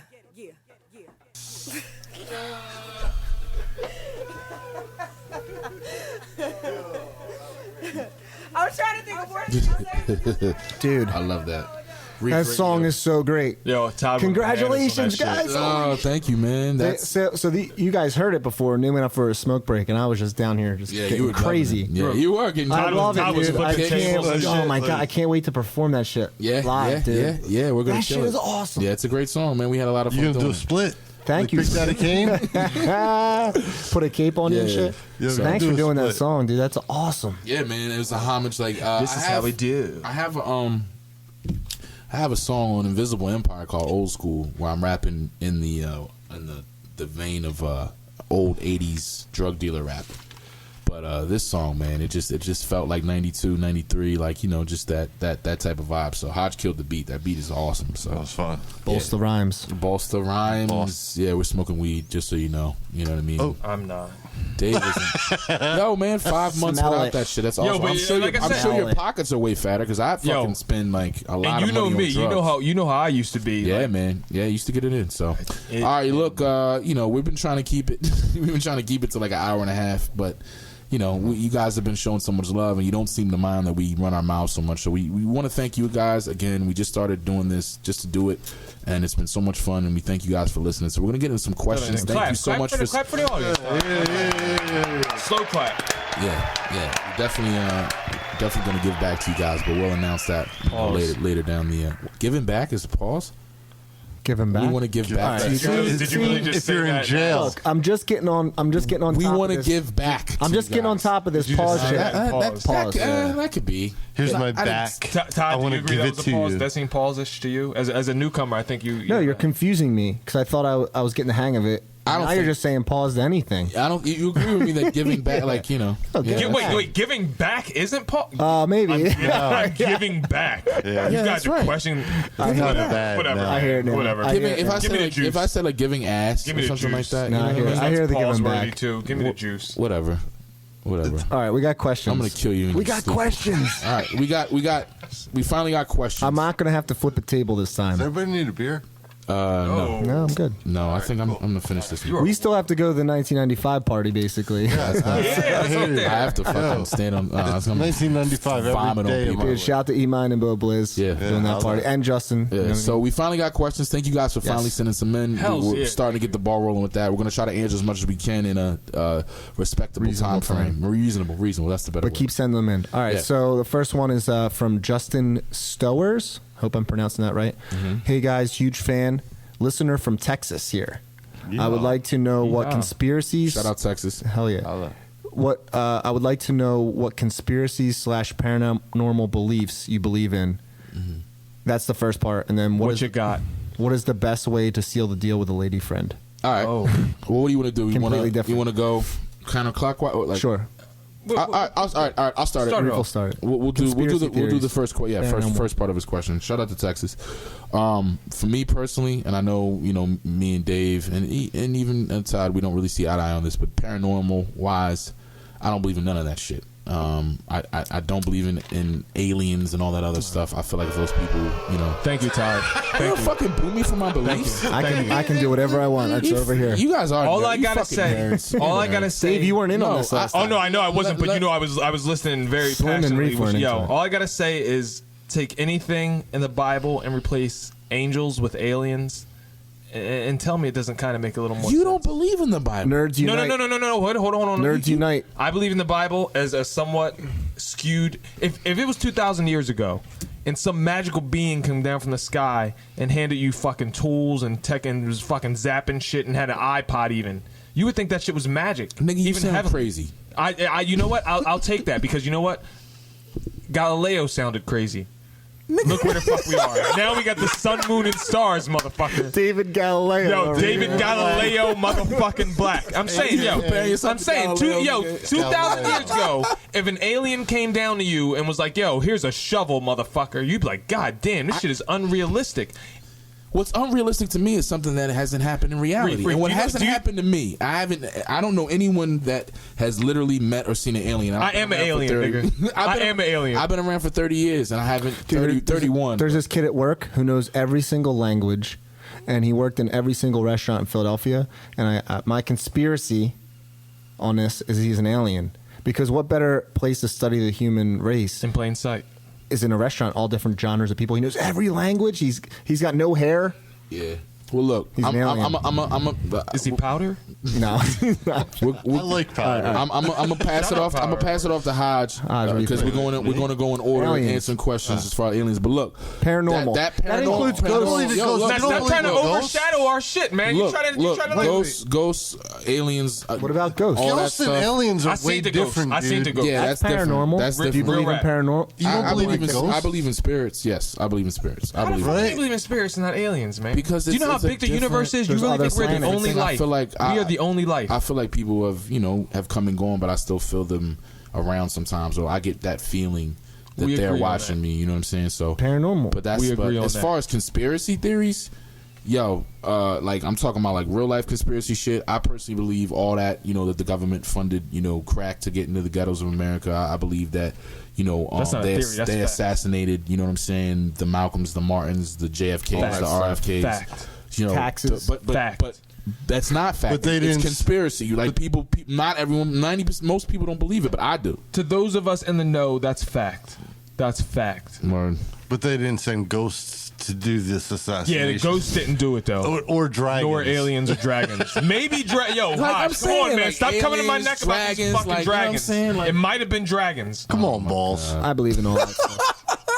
See, Haj is about to get balls checked in this motherfucker. We're about to have our What about you, Haj? Do you believe in any of that stuff? What, this dude's nickname was Balls in high school? Oh, man. Guess who's not getting bought a drink tonight? Look, he said it was Boss. I don't know. I believe. I got the jersey still. It's Boss. I believe you, nigga. I believe you. That's a conspiracy theory. I thought it was that my nickname was Boss. How was it spelled? That's a conspiracy. BOSS. It literally said the boss across the back. The Boss. So what about you? Do you believe in any of that stuff? Because I know what Dave's going to say next. But yeah, absolutely. Ghosts. I definitely. Aliens, I'm kind of go back and forth with a little bit. You know what I mean? But ghosts, definitely, yes. What about conspiracy theory? Like the government shit? Todd you one of them? I'm just saying all the planets that are. I think all that's perspective. There's fucking aliens. Dude. There's a fucking alien.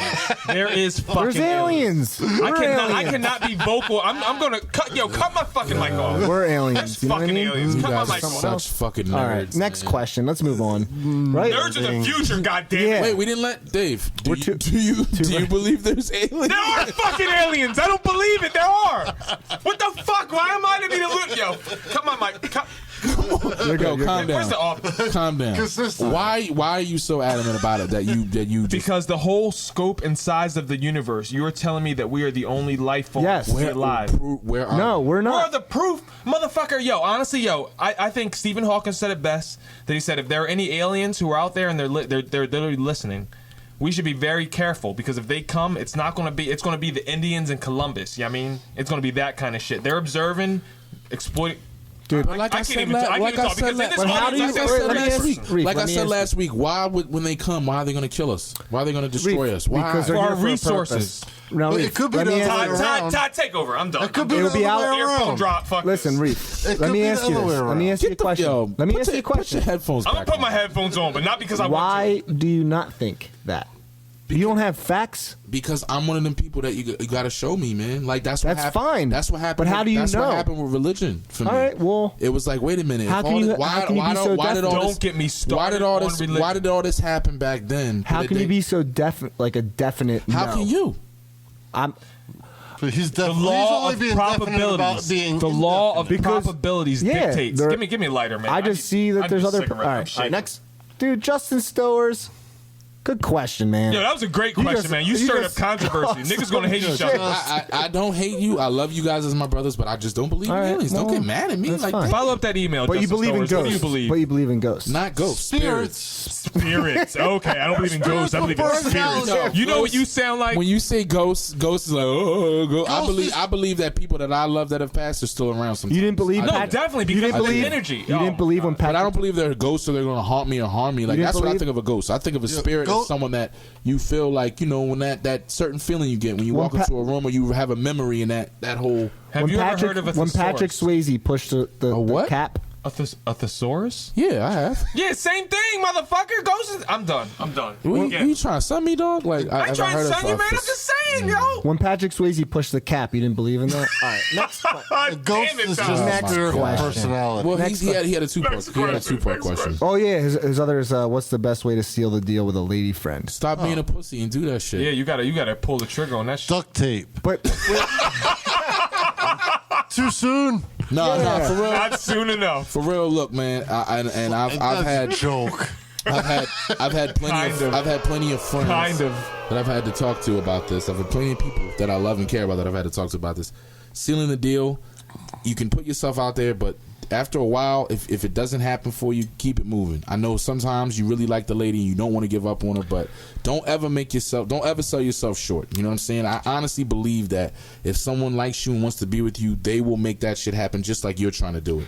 Don't be the only one trying to make this person happy by, answering their calls whenever they need you or taking them out and all this other stuff and they're not reciprocating. True. You know what I'm saying? Yeah. But if you like this girl, hang in there as long as you can, but don't be a sucker, man. Because if she don't like you, you'll know. You're in the friend zone. I don't have. You might be in the friend zone, but you look, might be in the friend zone. I personally don't have game because I'm so honest. Dude, that's what I'm saying. I'm like, I like you. Let's, I feel like you're a special person.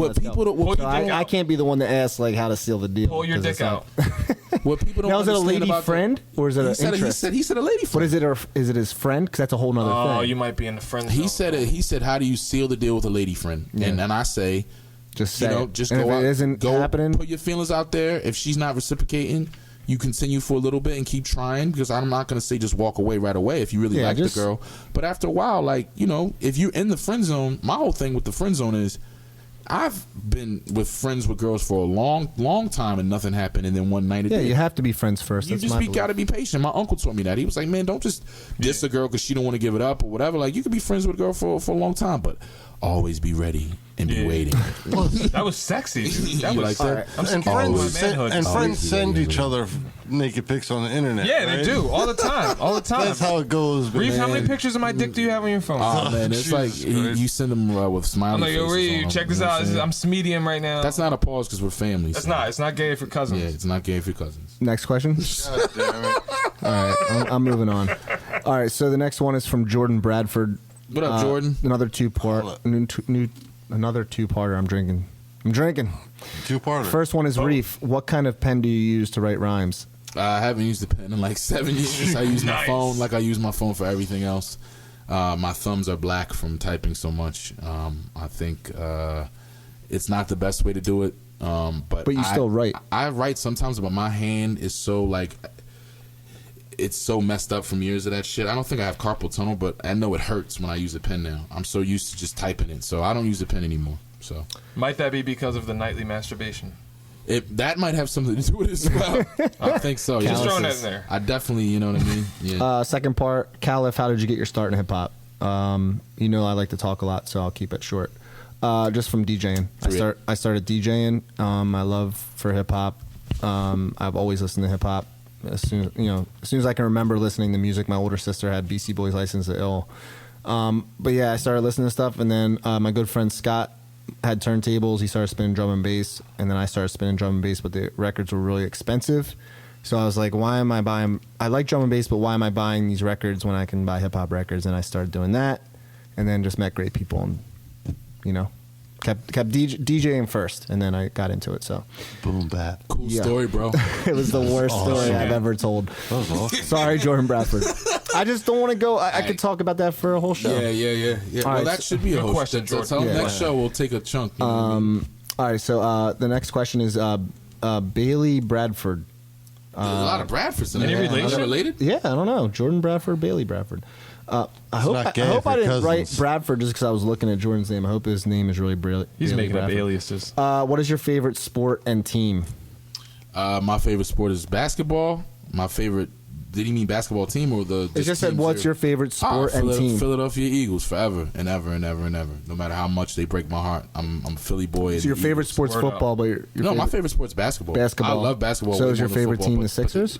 Nah, man. Okay. Fucking Miami Heat. That's right.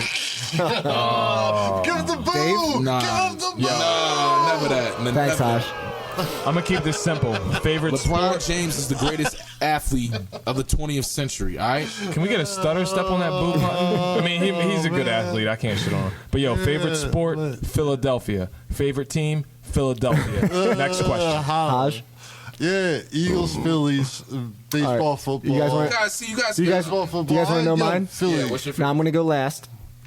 My favorite sport is hockey. My favorite team is the Flyers. Hey, I ain't mad at you. Yeah, that's right. Orange and black, motherfucker. Orange and right. black. That's right. I ain't mad at you. I used to play hockey, man. yeah. The boss. Philadelphia Yeah. the Flyers. Philadelphia Flyers. That's where I got my name. They got the best colorways to me.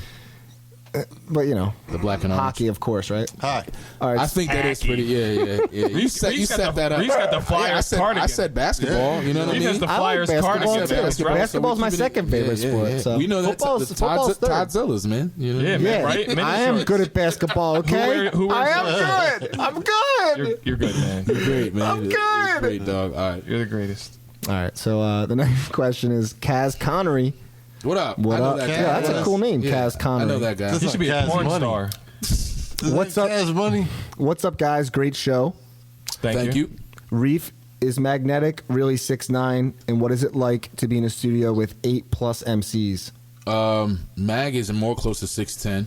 He's a very, very large individual. Iceberg. I thought he was going to rob me the first time I met that kid. Yeah, he might have been. He might have been trying to. Like, Reef, if this your cousin B? All right. But yeah, he's 6'10". He's a big guy. It reminds me of how not big I am. You think you're a big guy, but then when you're around like a really big guy, Then the mountain comes. yeah. So, but I would never fight Mag. I'd have to shoot him. I've told him that plenty of times before. I would never fight him. I would just pop him in his knee and hope he would fall. Being in the studio with 8 MCs is we've always been in the studio with 8 MCs. You know what I mean? Like, there's always mad niggas in the studio. Like, that's not anything new. I mean, that's how it always was. I've never done solo sessions. Like, I try to keep it to me and the producer, and that's it. Intimate. I'm not one of them people that invites mad niggas to the studio, but growing up and being in studios, was always 8, 9 MCs. I think he means with AOTP, but most of the time we're not all in the same studio because everyone lives in different parts of the country. So, All the technology. All right. We got time for about 2 more questions. So, man, keep or it should I going, just keep man. going? Keep All it right. going, man. Yo, we got All right. fans, man. I don't know. Like, we beg these people to send questions, Yeah, and absolutely. we don't answer. All right, so yeah, like fuck that. So I don't know. It's just letters. JHFN. All right, what up, Jeff? JHFN. What are your opinions about dubstep / drum and bass and the types of music around that? Hey man, there's dope shit in every genre of music. I've heard some dope dubstep. I've heard some horrible dubstep. I don't hate it. I think that it's all form of hip hop and soul and dance music. It's just different. It's not something that I vibe out to, but you know what I'm saying? Like, I can understand why club kids fuck with it. What was the other one? Well, I feel like dubstep and drum and bass are different in a way. I mean, even though dubstep's basically drum and bass cut in half. Well, MCs rhyme on drum and bass. That's drum and bass, it's got definitely Different an sides of the same appropriate. coin. It's got an appropriate time Right. and place. You know what I mean? Like, listening to that type of music in a club atmosphere with like awesome speakers is an experience, and it's great. To listen to that in like a car while you're driving, or like, I don't know, downtime. Maybe it's an acquired taste. Yeah, I don't think people try. But drum and bass, man, this shit's awesome. Yeah, and MCs rhyme on drum and bass. You know what I'm saying? But where I come from, you know what I'm saying, they move dubs on the step, and that's dubs. Did you see what he did there? All right. Yeah. So, next question is from our good friend. Absolutely. Justin Rizzio. AKA Spec. I wouldn't say good friend, but we know the guy. We know the guy. He's an instigator. Yeah, right. He's polarized. He is Philadelphia's own instigator. He's a great polarizer. Guy. Yeah, but what's we his all question? love Justin. All right, he has a two-parter, but we'll save the first one for another time because it's an intricate question. But what was the first one? The first one's too much, man. Pick 5 people that you think are better than you at what you do in Philly. No one. Yo, he just likes to hear us. There isn't 5. Get the fuck out of here. There's maybe 3. Go ahead. Yeah, next question. Next question is, what's the worst job each of you ever had? Shh, man, how much time you got? Yeah. For me personally, the worst job, I was a fucking bike messenger for like a month. I didn't have the proper type of bike. I literally had like a little kid Huffy. I was saying you had a Huffy. Philly? You were a bike messenger? Dude. That shit's cutthroat, dude. Yeah, man. And I worked with... Did you wear a chain around your neck? I was... man. I had this horrible bike, and I delivered documents for a... what's that? The courier service, lawyer, architectural firm. Oh, it was it's called AC Repo, and what they did was they took architectural prints to companies around the city. So I would get these big tubes with architect prints or maps or whatever the fuck they were, and I would drive them around, and I would be falling on my bike. I mean, it was the worst. I was out there in the dead of winter. It's a competitive thing too. It is. Other people coming at you and shit. There would be mad people. Who's this guy? Basically, everyone would stand around waiting for jobs like at this place. One of the guys actually had fucking banged my girlfriend that I was with at the time, like right before we got together. Oh. So I had to sit around and look at this fucking asshole. Huh? Boo that dude. Boo that dude. Yeah, boo that dude. Boo that guy. Put a broomstick in his bike. Yeah, boo that guy. He was a fucking... Haj, you might have to sit in on every episode just to give us so yeah, for me, the worst job was bike messenger. A close second was dishwasher on the Spirit of Philadelphia, but there was so much. I was young, and I'll leave it at that. So I made up for it in different ways. If you get me, you know what I'm saying, Dave? I'm currently employed. Next question. So that's the worst job? That the one you have now? I mean, a job's a job. I mean, I just look at it at this point like, you know what I mean? If I show up to my job, I do the best job I can do, liking it and loving it. Next question. Right. I worked a summer at Great Adventure Games. in the game section. Wins. Yo, you win.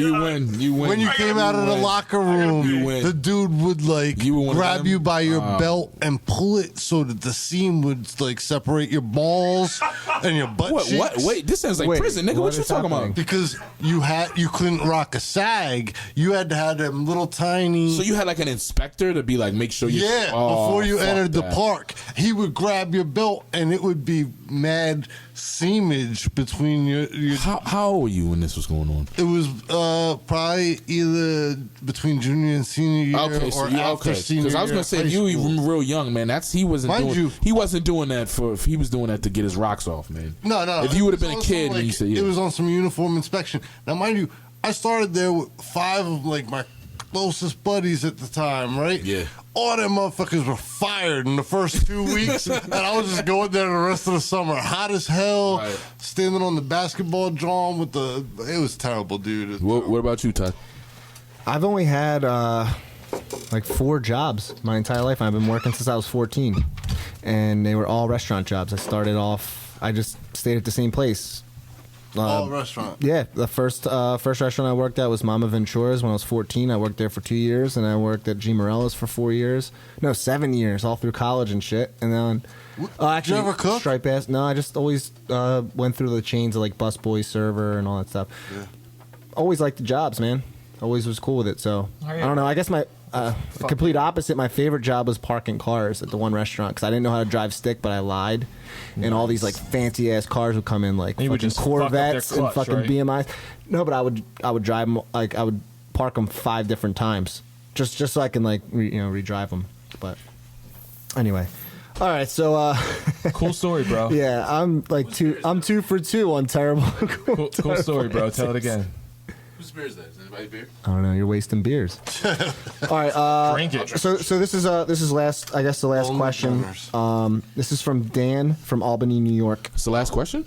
Last question. Yeah. Okay. Dan from Albany, New York. What up, Dan? What up, Dan? There's a few kids at work that are only into rap that plays on the radio. I'm trying to think of a few albums I can show them so they can get into more lyrical and talented artists. So I can stop hearing how great the song "Woke Up in a New Bugatti." Wait, can I just pronounce that right? All right. Let him finish. So, in your opinion, what are a few must-hear all caps albums to get them started? Okay, well, first and foremost, I understand what you're saying and your sentiment, but New Bugatti is an amazing song. Future is the future. Future Vandross shall not be slandered. You can boo me all you want. This will not stand. I don't know that. I don't even know. I don't even know who they are. You don't know who Future is? I don't even know who they are. You don't know who Future Pendergrass is? You don't know Future Vandross? Is he from Detroit? Man. I don't know any of this. I have to educate you guys, but Woke Up in a New Bugatti is the new Purple Rain. It's the new Thriller. So I'm sorry that you don't like. Is this a real song? Yeah, it is. It is most definitely. I have no idea. Most definitely a real song. Who is it by? I come looking for you with Haitians. And people like this. Young kids like this. From different races. I stay smoking on good Jamaican. You get money, they started hating. I woke up in a new Bugatti. Like, I mean, how can you? What is that? It's like, what's that mean? It's like the Beatles, man. But what does that mean, new Bugatti? It's $1 million car. You know, it's a Bugatti is a $1.9 million car. Oh my god! Wait. But who sings this? Future guy. It's that one guy, or is that a group? No, it's dude actually who the Jay-Z song. sung. It's actually an Ace Hood song. Ace Hood is signed to DJ Khaled, whatever you want to call him. And Rick Ross is on it. His verse sucks, whatever. I was joking. I didn't even know. Yeah. But it's probably one of my favorite songs right now. But I understand what he's saying. Are you serious? I'm dead serious. That's I love that fucking song. That it's one of my favorite songs right now. Yes, absolutely. I love New Bugatti. Like, so we got a clip. People have this misconception because I make the type of music I make that I don't listen to club radio stuff. I enjoy that shit for what it is. I respect it. Like, for what it is. This is hip hop, man. Like, you can't say growing up there was that element of it. There was underground real shit, but there was also pop radio shit, and I like that shit too. Y'all motherfuckers don't act like y'all didn't like Ice Ice Baby. Come on, man. Y'all like that shit. Y'all like You Can't Touch This. I wanted the pants. Ice Ice Baby. I wanted the pants. Yo, you spreading the shit everywhere. But shit, I spilled weed now. Damn, everywhere. Beer and weed. But look. Damn. So I got hype on You're all worked up, man. No, dude, I didn't like. talking. Look, dude, Vanilla Ice and like all that stuff. I liked when I was like 9 or 10 years old. Maybe I never liked Vanilla Ice. And then you got your period. If that shit comes on right when I was a teenager, I didn't like bullshit. If you're out drinking, nah. Right, if y'all drinking right now tonight and they play that song and you're having a good time, you're not gonna fuck. Oh no, I ain't gonna lie, yo. When I get, all right, so the question. Yo, when I get drunk, the first thing I scream is Papa Molly, I'm sweating. I'd be hyped about Ice Ice Baby Bugatti joint. I don't know if I'd like that. I mean, I might. I don't know. I've never heard it. We're gonna listen to it after we finish, but the question was right. Now you like the song, right? I like that song, but what I'm saying is, I understand what he's saying. It's fucked up that there's so many kids out there that only listen to that type of stuff. That's the whole thing. You have to be able to appreciate it all. I appreciate the club music shit as much as I appreciate the underground shit. To answer your question, I think you need to start with, for me, you know, if you want to give them the boom bap real reality course in rap, you got to start with your Illmatics. You got to start with your Jay-Z Reasonable Doubt. You got to start Biggie Ready to Die. You can go back even further with NWA. Straight Outta Compton. You can do Public Enemy, A Nation of Millions. You can do help me out here. Just name some classic hip-hop. I was saying the first thing you have to do is you have to not be on the defense with young kids. Right. You got to actually compromise with them and say, listen, you make me a CD of the stuff that you really like, and then I'll make you a CD of the stuff I really like, and we'll give it a chance. You know what I'm saying? I like your approach. I like your approach. Now, maybe not just one particular album. Put a bunch of different songs from different shit on there and be like, yo, give it a chance, and I'll give your shit a chance, and then you'll see what happens. And you can have an adult conversation about it. I mean, like things like a Tribe Called Quest, Low End Theory, just like just standards like hip hop, and those joints, shit. Those joints are gonna mean those joints mean so much more to us than they're gonna mean to anybody listening. I don't even know if they would connect with it because they might. That's just so groovy. Unless you had something growing up that you could connect that to. It would be like my mom trying to get me to listen to fucking Sugar Hill Gang. Unless you could connect that with a time in your life, it's hard. I mean, for the most part, I mean, honestly, when you first read the question, my first response was give up. Yeah, I mean, my first response was give up. But nah, really, I mean, but music is, and I agree with Reef and you in saying this, is that it pertains or, goes back to a time in your life when you were hearing that and that certain song had meaning. And we're in a different time. We say it all the time, but we're in a different time right now. True. So the stuff these kids are hearing is completely different from the stuff we were hearing when, first time we kissed a girl or got ass. But we also, as older, we have to not be so like, oh, this isn't real shit. You know what I mean? Like we can't be like that to a certain extent towards the listener. But the thing is, it's coming out of a garden hose, and right now everyone is making music. Like everyone, exactly. And what's being fed is coming out of a garden hose. It's a very small thing that is hand selected, that is pumping through a tube, going. And it's popular because, young kids. Real talk. Don't take it out the tube, y'all. Don't take it out the tube. No, the garden hose thing kids are always going to be on what's popular. It's just, no, I'm serious. No, I didn't mean it like that. That was a perfect fucking statement. Everyone's making shit. You know what I mean? But I'm just saying, for this kid in particular, these young kids at work, you can't say your music sucks. Even though, in my opinion, it does suck. Dave just fell up the stairs, by the way. But you have to be like, all right, listen, you give me some music, I'll give you some music, and that's how the conversation starts. If they're closed-minded, then the conversation's over. Yeah. You know what I'm saying? Yeah, then you can actually have a legitimate argument like, yo, I gave you some great shit that you might not know. But like I said, I have to reiterate, closed-minded works both ways, So absolutely. Be open to try and like some of that stuff, because some of it's dope and it's fun and Dave, it's silly. How's your knee? And don't fall up. I don't really think Future is the future of music. I just think he's a goofball, and I enjoy his music. The song, that's fine. But I don't even know who it is. Yeah, you got to hear it. Never heard of him. We'll listen to it as soon as this is done. Future? Yeah, I'm gonna make you. Future. That's his name. His name is Future. His name's Future. Never heard of ya. Wait, wasn't Eminem's boy Future? I have the controls. He opted for the clap. That was his name. Proof's character name was Future. Yeah. Right. But all right, so that was the last question. We're gonna wrap this up. We're gonna wrap it up. Once again, thank y'all for sending questions and listening. Next week we have Homeboy Sandman. In 2 weeks.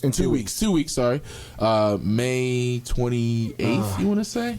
I think it'll probably be on a Wednesday again. Yeah. So yeah. But yeah, the next episode 5, we got Homeboy Sandman. Yeah. And I'm so excited about that. We're also supposed to have isn't Will Kenny? I finally reached out to Will Kenny. Oh fuck! What's he got to say this time? And I reached out to him, and the funny thing is he answered the phone, and then handed it to someone else to act like his guy.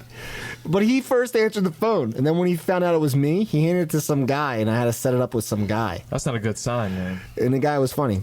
Yeah, you're killing it with the stories tonight. It was weird, but put him in a bathroom. No, but we signed on to have him on the next episode as well. So he's going to be in the studio. Masturbated at some point because I know you did now, right? Did you take Reef's advice? Cool as shit right now. Remember when I told you I was listening to your new song? I thought it was awesome. Yeah. You were down here just going to town. Got your rocks off. Hey. Well, this has been Reef Radio episode 4.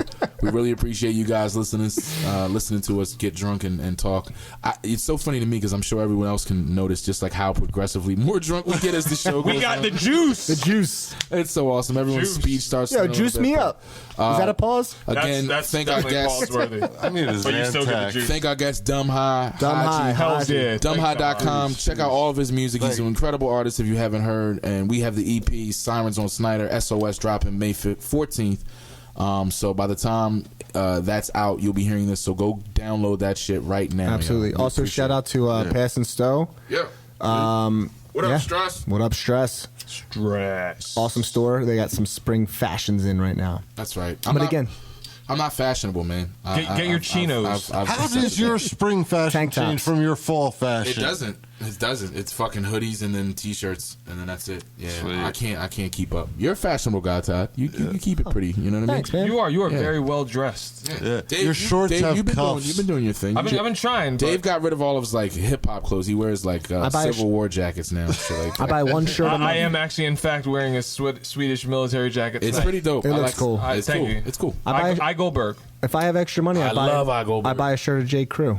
Yeah, that's right. Oh, for real? You just gonna sun us like Just that? one J. Crew shirt, and that's all you need. Yeah. I'm done with this show. All right, is this show over? Is it my? This show over. It's my turn for a song, right? Yeah, it is your song. All right, so this is the last track. Like we said, we've been playing favorite Reef and Dumb High tracks because we're promoting this fucking EP that we're trying to ram down your throats. This fucking EP. Yeah. So Todd picked one, and what is it? Well, gag and spit, bitch. I picked. My God, Jesus Christ! Duct tape. That wasn't me. That was a sound effect Todd played. All right, if Haj's house gets raided, I'm gonna be the dude on the news. So I'm man. gonna Please say, let me man. find out what's going on. Yeah. All right. That's Is only it from my claim to fame. The album Concrete Jungle? I think it was just the Is jungle. it the jungle? Concrete Jungle. It is Lions. Yeah. And I am biased because I did the cuts on this song. Is that why you picked it? You fucking. I did the artwork. So No, Haj, can I listen, fucking be in listen. this? Genuinely, Fucking drop I am a definitely a fan of yours. You make great music, and I'm a fan. Yo, clap. Give me the clap on that. Yo, for real. Clap for Dumb High. And I'm obviously a fan of Reefs as well. And I'm glad you guys worked together and put out great music. And all jokes aside, though, this is my favorite song because I did the cuts on it. And it's Lions. Dumb High Lions featuring Reef the Lost Cause. Reef Radio episode 4. We thank you guys for listening. Take care. We'll see you soon. Peace. Good night. I'm relaxing my brain. I'm relaxing my brain. I'm relaxing my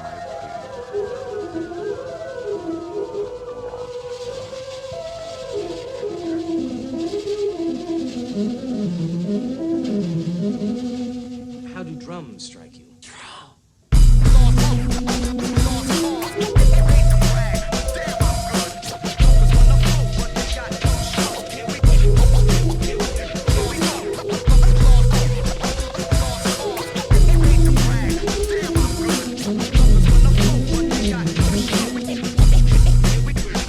Yo, I smoke grams of stock, space out and expand my thoughts. Bang on you like Atlanta Hawk, but I'm a Sixers fan. If I ever kick the can, tell my little man that his pops had bigger plans. Never sleep on no one, avoid the tryptophan. I said scan the fine print until I'm ripping grands. I don't know much, all I got's a good guess. Don't confuse a lion with a coward with good press.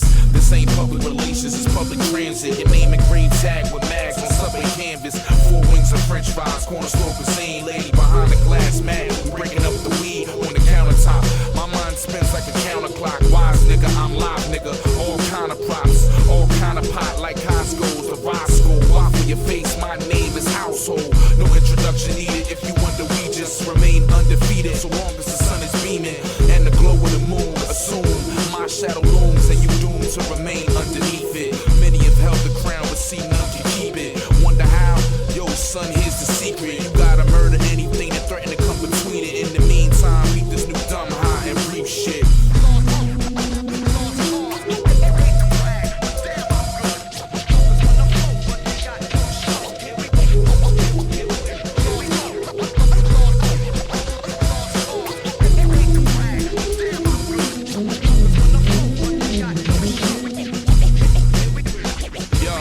Give me the shrooms, my pip spiffy the room. No mohawk or gold chain, I pity the fool. You'll be buried in a hideous tomb, screaming tickly poo. I sip whiskey as stools and make insidious tunes.